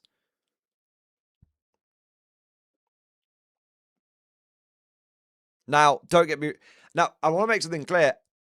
I'm not saying this is a bad mission. I think some people are because obviously I'm a beefy guy, right? I think some people are thinking I'm beefing on this mission. I'm not. I'm just saying I think this could be easy to do, but if I just could could sort of think for a second longer and add an extra layer to it, I think it could be easy to do if you build your army to do it, which in a funny sort of way, I see as a success because that's what these missions are trying to do. Hey, if you take an army which consists of lots of little units which are running around trying to like booby trap the entire battlefield, your primary mission here isn't to like hold a bunch of ground. Like maybe you get a few points for holding a bunch of ground, but your primary mission here is to sabotage the area. You know, booby traps, minefields. It's an urban battle. You're putting IEDs fucking everywhere. A bit grimmed up. You know what I mean? If you're a Gene Stealer Cult player and you can do this mission, that is immersive. You know, if you're a Gene Stealer Cult player and you've been able to pick the disruption force disposition, and you play into a guard player who we all know has picked the take and hold disposition, and how do I know this? Because I'm doing it. That's a really immersive game where like the guard are trying to like pick their way through the ruins, and the GSC are like laying all the booby traps everywhere. Like, I'm actually like, see, like, yes, does it seem very easy to achieve? Yes. Does it seem very potentially very immersive? Also, yes. So I'm not beefing on it. I just wanted to just work. I was just put the pitchforks down, you degenerate bastards. I was just working through it, all right? Let's have a look. All right. In pickup games, you can choose a different force disposition ahead of each battle. In a tournament setting, you'll usually lock your force disposition for the event when you submit your list. So that answers my question from before. Excellent. Since each force disposition has 5 distinct missions, one for each other force disposition, you can therefore control the level of complexity in terms of what mission rules and combinations you need to learn. I suppose in a top setting, you'll usually lock your force position for the event.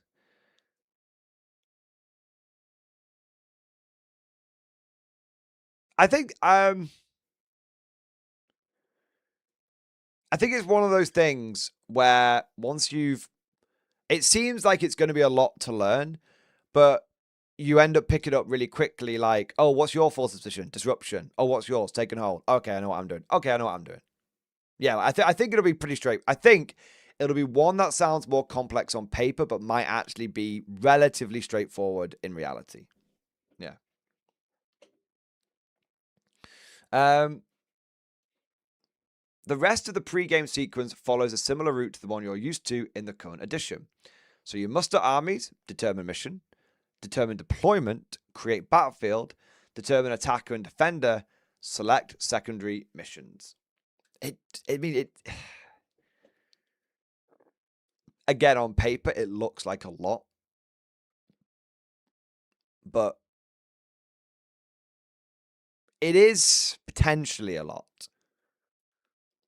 If I may compare this to like other games, like Old World, for example, when I go to an Old World tournament, I just turn up at the table and the terrain is laid out. And I know what the mission's going to be and what the deployment's going to be, and I don't need to rearrange anything. So I do think there's going to be a lot of pre-game setup.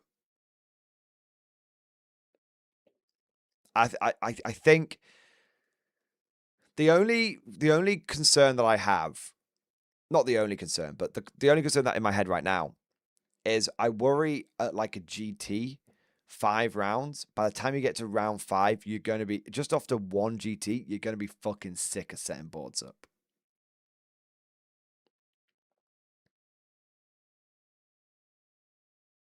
That's my only concern. And if you're going to a lot of tournaments, you're like, fucking hell, another setup. I'm just worried there's going to be. It's going to get the whole setting everything up every game is going to get old quickly. That's my concern.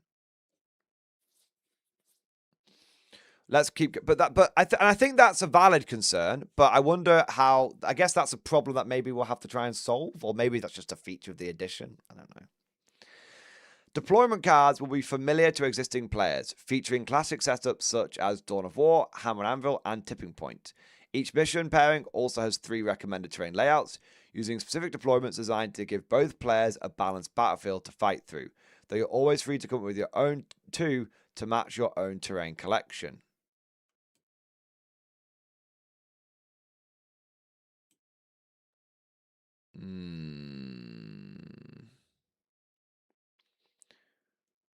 I feel like it's going to be predefined layouts for days, isn't it? I mean, yes, I am always free to come up with my own layouts, GW, but what if that just fucking breaks the game?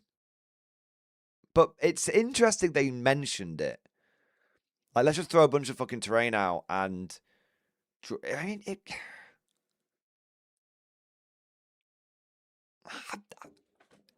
Maybe it's a throwaway line. I'm not going to read too much into it, but that gives me a little bit of hope, that does. Secondary objectives return much the same as they are in the current edition, allowing players to choose fixed or tactical objectives to either stick with their favourite or draw cards from a deck for a chance at higher scoring. Tactical objectives have one big change though. Instead of only having 2 at any time, you'll draw 2 objective cards every turn and keep hold of the ones you haven't scored yet. So you don't need to worry about an early draw scuppering your late game plans. This is a very big change and a very big 2 thumbs up improvement. I mean, how many times have we all played games where you draw, oh joy, I got to deploy teleport to home at turn 1. Or established locus. Oh great, fucked then, aren't I? Or I got behind enemy lines early on. Or, oh, in this hyper lethal game, I've got engaged in all fronts turn 1. Oh, I guess I'm just going to like lose 3 units then. Yeah, I think it's much better. Turn 1 mark for death, exactly. I think it's much better for avoiding... So firstly, I think it's much better for avoiding that negative game experience. I also think it's much better from an immersion point of view. High command is constantly on the horn, flinging orders down at you. And, you know, it's not like, you've got to get this now or it's fucked. It's like, well, you know, this is something we need you to do. You know, and then it's like, okay. It lets you start like building a battle plan. So you go, okay, this turn, I got engaged on all fronts. If I expose myself early on, this could be a problem. But if I can set this up and then maybe achieve this at the same time as going on those objectives. If I get something that lets me get some objectives, that's cool. Yeah. I think I do really like that idea of high command is you know, another runner runs into the dugout and goes, "Message from the colonel, sir," and hands you the note, and you're like, "Fucking hell, now he wants us to do this as well." Okay, right, get the map out, get the sticks that you can push the blocks around with. Okay, let's see if we can figure this. Yeah, I do like that because it actually feels more immersive. Like in the chaos of battle, more orders are constantly coming down the chain of command, and but it's not like, well, you didn't do it within 5 seconds, so you've lost. Like, no, like if you're telling me to secure no man's land, I'm going to secure it, but I'm going to do it. I'm going to plan for it. Yeah. It's just a big thing that, you know, me and Salty Simon have complained about, which is you constantly feel you're getting pulled from pillar to post. And what we both like to do in a game, especially Salty Simon, is actually like have a plan and execute a plan. And I do think that will help with that. Same with the primary as well. Like this one, I can see Simon loving this this death trap one. Him coming up with all sorts of plans for like booby trapping all the terrain and everything. Yeah. It's worth noting that each primary mission is a total cap of 45 VP and a cap of 15 VP per battle round, with the same for secondary missions, so you can't wait and try to score everything right at the end. That was a concern that was actually raised at the end of yesterday's stream, and you know, we had a bit of a discussion around it. There was, you know, a couple of ways of seeing it, but I think overall it's probably a good thing. I remember playing a lot of 9th edition, and there was a big problem with the Tau secondaries, of course, right? With the Tau secondaries, where they were, Tau players could literally score like 40 points in the last turn of like every game because of the way their secondaries were scored. And it was very feels bad, and it was very unfair because not many others could do that. And I remember playing a game against Votan where because I went first against him, and because of the nature of the Votan secondaries in 9th, where it was like mine the gold and all this kind of shit, that the moment I lost the dice roll to go first and I went first, I'd lost the game because he was just like, I'm just going to do a big score at the end, and you can't stop me. And those are faction specific secondaries and all that kind of stuff. So yeah. So I do think I actually do quite like end of game scoring. I do think it adds an element of planning into it.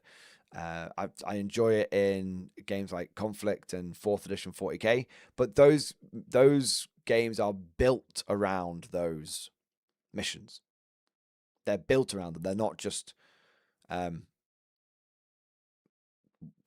chucked in willy-nilly. So I think those games work, and as game scoring works for those ones. But I think with the way modern 40k works, I do think having an ability to stop the end turn, go turn is a good thing. I mean, raise your hand in chat if you've been 20 points ahead on 25 points ahead after your turn 5, and you think, I've got this in the bag, and then your opponent on their turn 5 gets like 30 victory points, and you're just like, oh, 35 victory points. Like, oh, I'm fucked. And it's a bit, you know, meh. It's a bit meh. Finally, twists also return as an optional mechanic that can modify core rules or introduce unexpected challenges. One can allow all units to move through terrain like nimble infantry. I'm going to come back to that one. While another causes both players to completely swap their primary objectives for extra chaos. All the initial mission rules and deployment cards come in the new chapter approved mission deck, which will be included inside the Armageddon launch box, alongside another mystery deck we'll talk more about soon. Over the next week, we'll discuss the now tightly connected concepts of army, construction, mission, objectives, and terrain, and how new 40k creates the best opportunity yet for telling awesome stories whilst engaging in tightly contested battles across the nightmare landscapes of the 41st millennium. Okay. I have no idea what the new mystery deck is going to be. I don't think the leaks implied anything from that yesterday. But I do want to talk about what I think of this article overall and what it's shown. And then I really want to talk about this particular line here. So overall, I'm not too worried about the twists. And look, I know sometimes it can seem a bit hypocritical because I'm like, I want 40k to be more immersive and all that kind of stuff. And then I'm like, fuck twists. Give me normal gameplay. I think that twists are sometimes that's two things can be right at the same time. Twists can be too crazy and can almost seem like it's not really they can almost be immersion breaking because it's it's like when you go on Age of Empires 2 and type how do I drive this thing and you get the car with the machine guns. You know what I mean? Like it's fun for like 10 minutes. Yeah, like it can go a bit crazy. So twists are fun for like every so often, but they're not fun for every game. So I think they're like it's like dessert. You do it every so often, right? As for the rest of it, I think this is a great article. I think it's well written. It's clearly communicating. I've been giving Warhammer community a lot of shit recently. I've been saying they can't write worth dick. This is clearly communicating important information. I've come away from this article with many of the questions that I had answered. As for the information itself, overall, I like this. It's very different. It's a little weird. It's very different. We've not had anything like this in 40k before. And I have to say, I did not want 11th edition to be 10.5. I didn't. I really, really, really didn't. When I heard rumors about it going to be 10.5, I was like, that is a big miss. That's not a selling point to me. Because I was so bored of 10th edition. I got bored 10th edition after 2 years. I was like, there's nothing new coming out here. The Guard Codex dropped. Dreer never got updated, alongside a bunch of other units never got updated. And I was like, right, so this edition's basically done a year early then. Fine, whatever. This actually looks very new, very fresh, and very interesting. And I think there's a lot of scope for interesting stuff at the beginning of the edition. And I think there's potentially a lot of scope for them being able to add new missions and stuff in, be able to update the matrices. I think you've also got combine this with the way the army list building might be getting deep again. Look, guys, we might be getting immersed. Guys, it sounds crazy. We might be getting immersive missions with deep army building. It might not be necessarily the way we expected it to be. We wanted war gear points back, and we might have wanted some more traditional style missions back. But overall, it might not be the workings out might not be the same, but the end result might be essentially kind of what we wanted. So that's good. One thing that I'm not as happy about is the secondaries kind of just being the same. I don't really like secondary missions and primary missions being in the same format. I preferred it when primary missions were one type of playing and Maelstrom of War was the other way of playing. And I still think that those things should be separate because I think they're two very different ways of playing. Maelstrom of War is this crazy thing where missions are flying in from all over the place. You don't know what's going on. You know what's happening. And then but it's all the Maelstrom of War is the craziness. It's the Maelstrom. It's the vortex. What card are we going to pull next? And primary missions, I think, should be more like, okay, we've been given a mission, and now we're going to come up with a game plan, and we're going to execute that mission. So I do prefer them being separate. So that would be my biggest criticism here. But let's get on to how this interacts with some of the leaks. So pretty much everything that is in this article is confirming parts of the leaks that we talked about yesterday. We can see now how Force's position affects your... When I say leaks, I don't mean the GW reveals. I mean the leaks that said you picked your force disposition. Like you not, maybe it's like gets forced upon you or anything like that. No, you pick. Stuff like that. The fact that the leak said that you got to keep hold of your secondary objectives. That one as well. And a bunch of other ones. So it looks like the source of the leaks we got was pretty bloody accurate. But there is one thing here which does worry me based off the leaks. And it does worry me. I mean, if I was about, this might be the biggest bit of beef. And I've been very complimentary up to this point. So don't think this is a beef bit. This is just me being honest. One of the twist cards says... One can allow all units to move through terrain like nimble infantry. That implies that terrain will be like it is now. Where you can't go, vehicles and stuff can't go through walls. Or over certain kinds of terrain, and you've got to drive round and all this kind of stuff. My big problem with that is the leaks said that we were going to get dense. The boards were going to get more dense. That we were going to actually end up with 16 pieces of terrain, 8 on each side mirrored. And there were 4 different sources of leaks that came forward. And every single one of them said terrain is going to get more dense, line of sight is going to get reduced.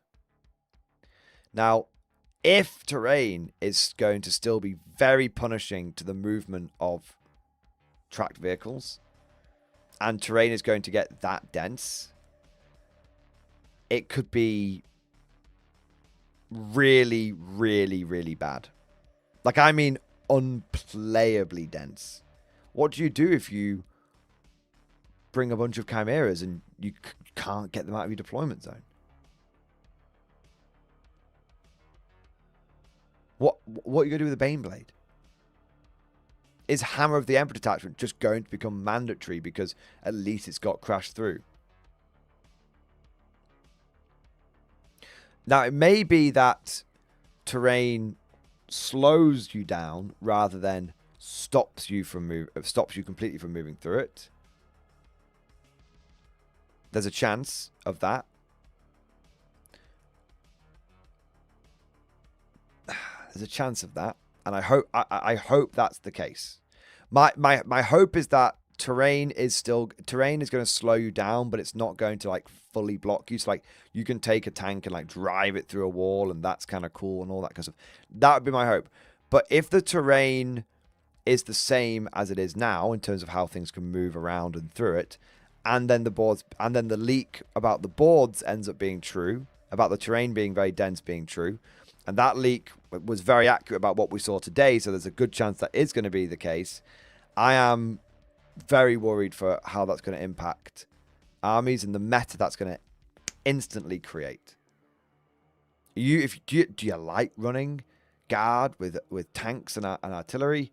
Well, you're fucked. You will be running Bulgrins and maybe Rough Riders. Yeah. So I am very worried about that. And I guess we'll have to wait until Monday to find out if that ends up being true. 2 words would give me a stiffy: destructible terrain. I don't think we're getting destructible terrain. There was a rumor about destructible terrain at the beginning of 10th, but it turned out to be complete bollocks. Yeah. I think the number of big centerpiece monsters and vehicles GW are making means they're incentivized to make sure terrain doesn't kill their use. But the big monsters, don't the big monsters like the Defiler have rules built into their data sheets which say can move over terrain? I believe that is the case. So I don't know if that is true. I think the big monsters have the ability to move over terrain. I think flying units have the ability to move over terrain, but I think traditionally sized tanks and stuff probably won't. Would explain why the new vehicles are so small. That's a good point. Hippogriff, the Hippogriff armored car is tiny. The Centaur RSV is very narrow. Maybe it's going to be because they're going to be needed to navigate round. Hey, maybe there's a reason you don't automatically put sponsons in all your guard tanks.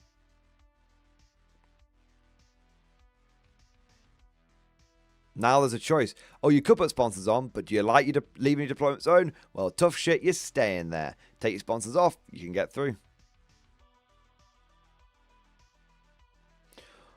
Or maybe Wargames Atlantic is about to see a massive spike in sales as everyone rushes out to buy infantry.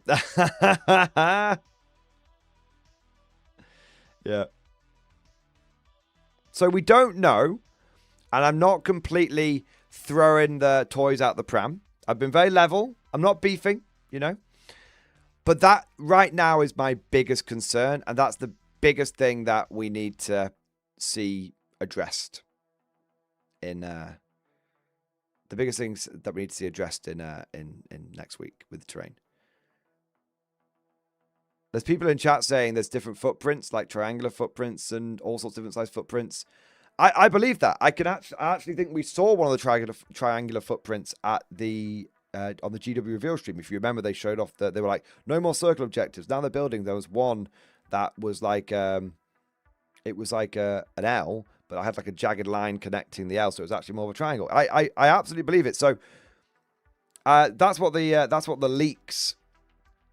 That's what the leaks were saying yesterday in regards to the TO meeting. Yep, Snoopers, they already confirmed in the TO meeting with you yesterday that most of our terrain stays with some additional 10x2 terrains and triangles. We do know exactly a 10x2 footprint. That seems potentially quite large.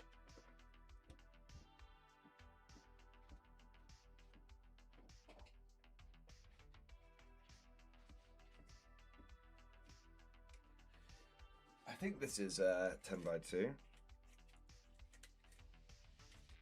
I mean, that is quite big.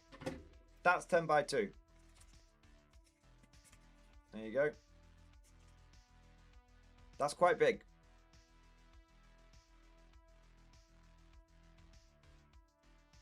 So, yeah. Tree lines, walls, stuff like that. Yeah. Yes, 10x2 is very big. Do I need to stand up and pretend it's my penis so you guys can all get a good laugh? Yes, 10x2! Yeah. Chance would be a fine thing. F in the chat for Mrs. Mordian. There you are. All right. But no, so my concern is not necessarily. So let me clarify something here. My concern is not necessarily with the density of the terrain. It's if you can't move over the terrain, and if you can't shoot through the terrain. My concern is just that, and this is what the leak said. The leak said the terrain's getting denser, line of sight's getting worse. Combine that with the 15-inch low knot for being in terrain, and I'm just thinking, man, like, is shooting just basically GG no re in 11th? And I hope not, because it does seem like, I know people love their melee armies. I know you do. I love a good melee army as well, but being part of the skill of a melee army should be setting up the charge, not just banzaiing it across the board.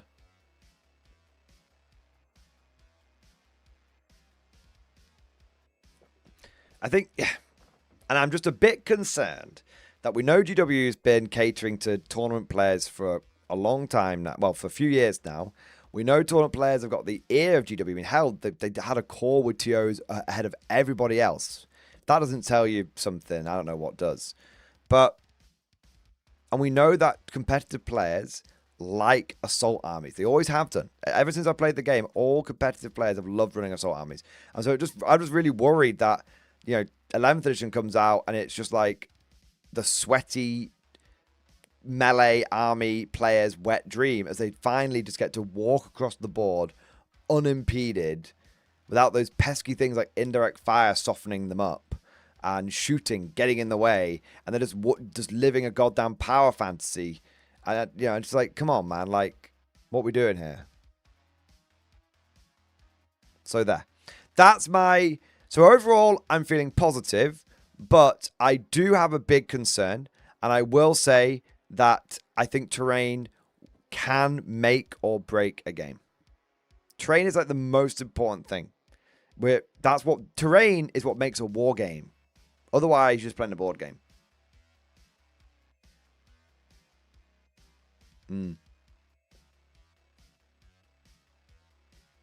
So there you go. But that's what I think. Of course, all of this is just like my opinion, man. Let me know what you guys think down in the comment section below. We've got a few super chats here. And then I need to end the stream because I can only do a short one today because I've got a tournament tomorrow. And I've got a 2-hour drive to it, so I really can't stay up late. All right, let's have a look here. So Newbie, thank you for super chat. Hobby update discussion and Bridgehead Recon Siege idea. Let's have a look.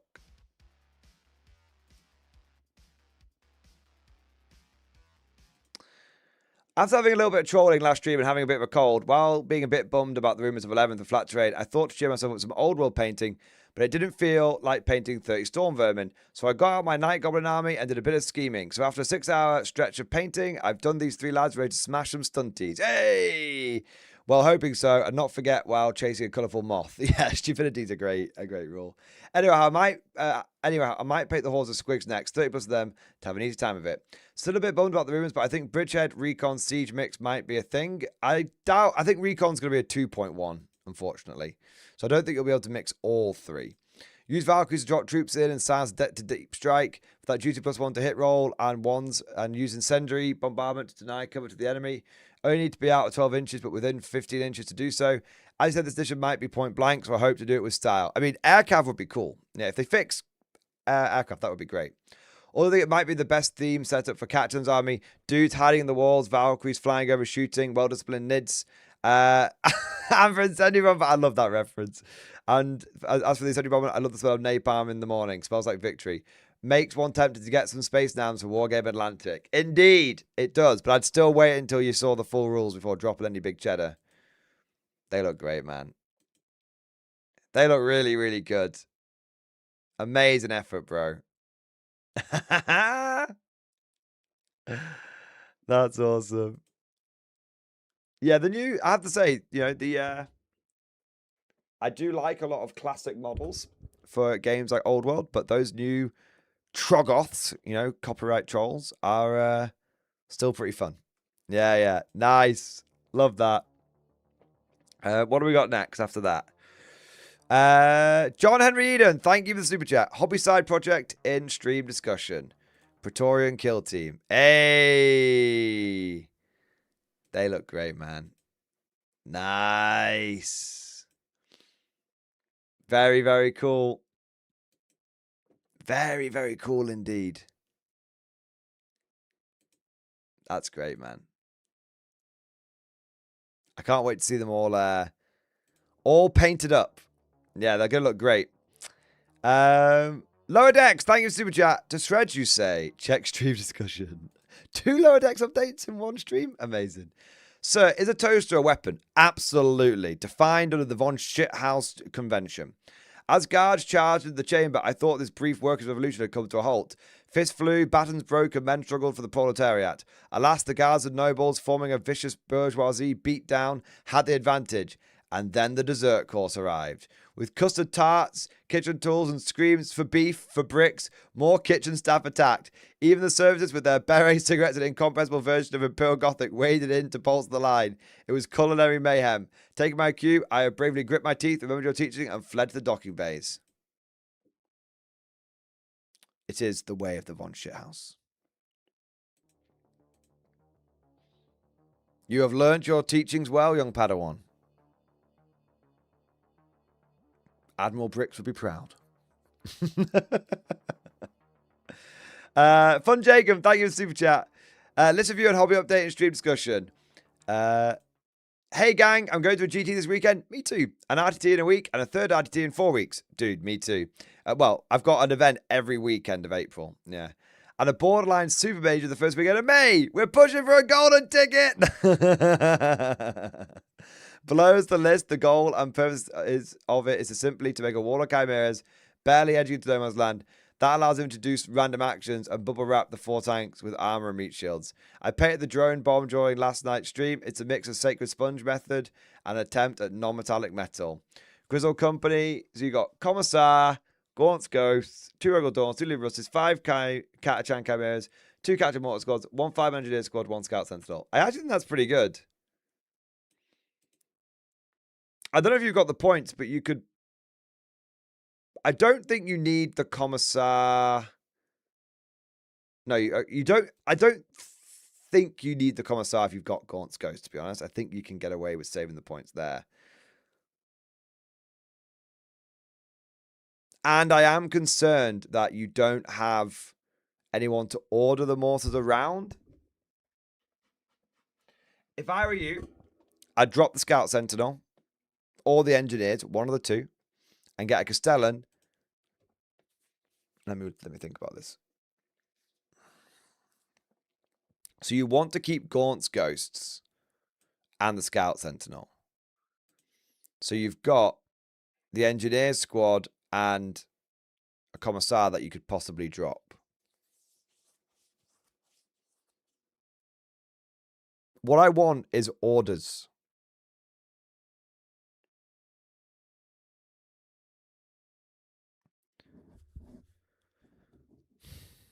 You could just take a Castellan, drop the Engineer, take a Castellan. But I think you drop the Engineers, take a Castellan, drop the Commissar, upgrade one of the mortars to artillery team. You're at 995 points. You've got 5 points spare. I mean, controversial take. I don't take Gaunt's Ghosts. I think they're too expensive for what they do. Like 110 points now, right?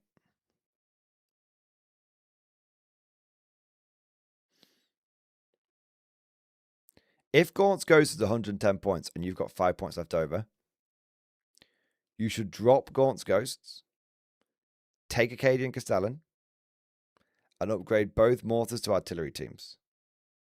Oh, they're only 100. Damn. That would have been perfect. Perfect. Well, I think you just drop the Scout Sentinel and put a Castellan in there. That's what I would do. I think you only really need one Scout because you've got Ghosts and Ghosts. You need one Scout unit, one Infiltrate unit, and one Ship Muncher to go in reserve unit. So you've got 2 Scout units, which you don't, and you've got all these guys that scout as well. So yeah, drop the Scout or the Engineers, bang a Commissar, bang a Castellan in there, have them order the mortars, have a great time. Yeah, I'm trying to... Okay, yeah, so keep the mortars, but they still need orders so they can actually achieve something. Otherwise, they're a waste of fucking time. Yeah. There you go. That's what I would do. All right, man. Oh, 1 minute, pictures. Nice. The way of the sponge. The mighty sponge. Yes. Looks great, man. Dude, I love it. It's a cool looking army. Hey! The old sponge and non-metallic metal. Cool. Nice. I like the red hazard stripes. That's cool. Good effort, mate. Very good effort. What do we got next? Marina Lever. Thank you for the super chat, man. GW doesn't understand echelons model unit. 1 or more model acts as 1. Selection, 1 or more unit deploys as 1. Detachment, same faction. Task force, same player. Alliance, team of players. I mean, I'll be honest, I don't understand that, man. I'm going to Google it. I've not heard of that before. Is that the upper echelons theory? I'm looking at it now. The upper echelons theory is a management theory published by Donald C. Hambrick and Phyllis A. Mason in 1984. It states that organizational outcomes are partially predicted by managerial background characteristics at the top-level management team. The theory tries to explain a correlation between organizational outcome and managerial background characteristics. I don't know if that's the same thing. It sounds interesting, but my brain is too small to fully appreciate it. One or more model acts as one. One or more unit deploys as one. Attachment, same faction. Task force, same player. Alliance, team of players. Oh, 1 minute. GW doesn't understand echelons. Full stop. Model / unit. One or more model acts as one. A selection. One or more unit deploys as one. The detachments should be the same faction. The task force is the same player, and the alliance is the team players. Ah, I get it now. I get it. I was misunderstanding. I misread. I mean, I can't English today. I misread. I see what you mean now. Yeah, I think I agree. Yeah, GW doesn't build their games doesn't build their games like that at all. Yeah, 100%. Moowow, thank you for super chat. Isn't GW terrain 8 big, 8 small already? 16 pieces. No, it's not.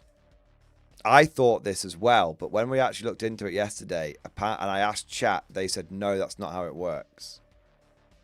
So if we have a look at the key downloads, Pariah, Nexus Tournament Companion.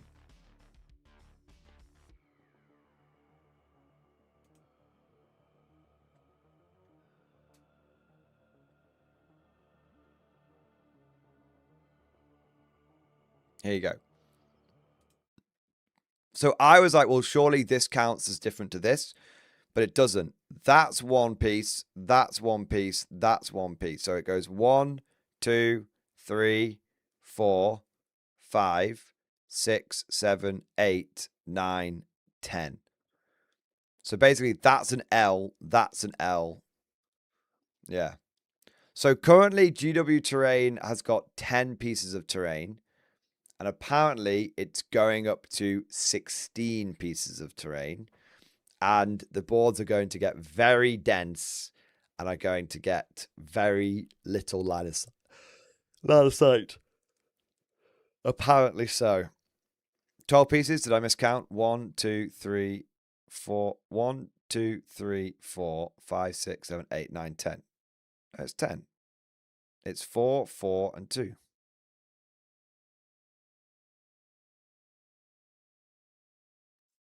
The L's are separate. Then it's 12. Okay. I asked yesterday if that's different, and chat was like, no, that just counts as an L. But all right.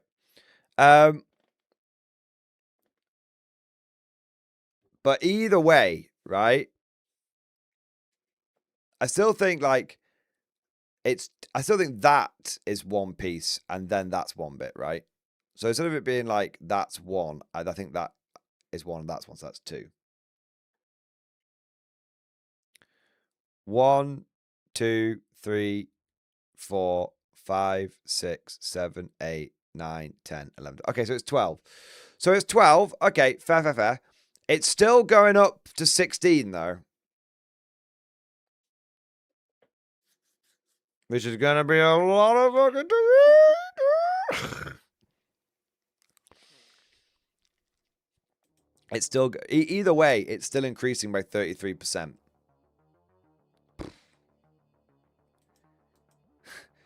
Damn, boy, that board thick. Thick with terrain. All right. Apparently, well, you say that, Capital, but apparently one of the new bits is going to be 10 by 2. There you are. So, who knows? Who knows? How many parts of UKTC? Oh, it's a lot, man. But UKTC terrain is apparently not going to be compatible with the new one.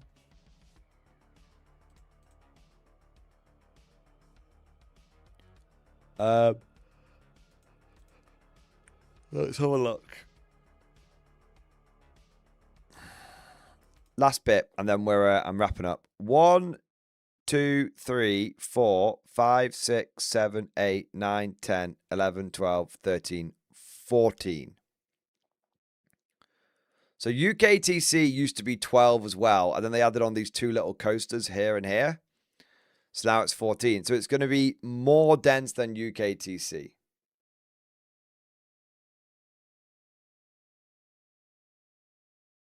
Yeah.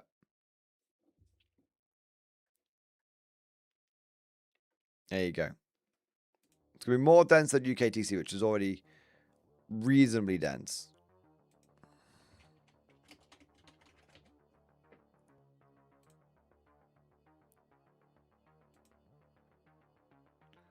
If we look at WTC, 1, 2, 3, 4, 5, 6, 7, 8, 9, 10. Two littlies here and here, so 12. But these are quite big bits of terrain. So it's not necessarily fair to compare them. But you can see how dense these boards are. And it's possible that GW boards are going to be as dense or denser than that. Yeah.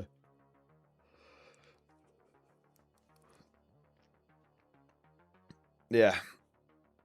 Cosmic, thank you for the support. What I'm thinking is flamers, all of the flamers. I think flamers are melter guns, man. Yeah, I think flamers and melter guns could be big. Flamers because they auto hit, melter guns because they're short ranged. And I have a lot of flamers, and I have a lot of melter guns. So I'm not totally against that particular combination of things. Yeah. Was 9th better than 6x4s? No, 9th was the first time they moved over to the 60 by 44s. Still a terrible size. We should never have moved away from the 6x4s. Yeah. LDZ Marder. Remember the squares you complained about a month or so on UKTC? UKTC was testing the layouts on a live audience. I think they got wind of something, yeah. I think they got wind of something. And I said that at the time. Yeah, I said I wonder if this is this is indicative of what's to come. Turns out it might be. We don't know for sure, but we'll know on Monday. There you are. All righty. Ho ho. Ladies, gentlemen, small fruit creeps Alpha Centauri, I'm going to have to love you and leave you, but I have a GT tomorrow and I've got to drive 2 hours to get to it, and I've got to be up kind of early, so it's not an RTT, it's a fucking GT. It's a 2-dayer, Capital. 2 days of old world goodness. I am bringing a very fluffy Renegade Crowns list to a very cutthroat event. So I'm expecting to lose every game. If I get a win, I'll be happy. I'm not expecting a win. If I can get a draw, I'll be happy. But I'm not expecting a draw. And these events are generally very cutthroat. It's the square-based ones. But I do get to play 2,600 points because I'm playing Renegade Crowns. So my list is... Oh, and Chicken Detonator. I will be using one of your models that you sent me as my baggage train. So it's got baggage and secret missions, and I don't like secret missions, but anyway. I've got, my list consists of a 40-man brick of veteran sellswords with halberds. That's a biggie. And then I've got a 22-man squad, well, 24-man if you count characters, squad of great swords. and then 2 30-man bricks with spears and shields. So I've got like 124 infantry there. 2 10-man squads of crossbows, 2 cannons or bombards, and 2 squads of 6 knights. And that's the list. So it's going to be just lots of infantry marching across the board, Alexander style, and see what happens. I thought about taking my orcs and goblins and going full laissez-faire, but I feel like I've not been to an old world event in a while. I feel it had to be either Empire or it had to be the Empire Renegade Crowns, didn't it? So there you are. Yeah. But yeah, there we are. All righty-o. Right, I'm wrapping up, you crazy bastards. Thank you so much for your support. I hope you enjoyed the stream. And of course, as always, I'll see you guys next time.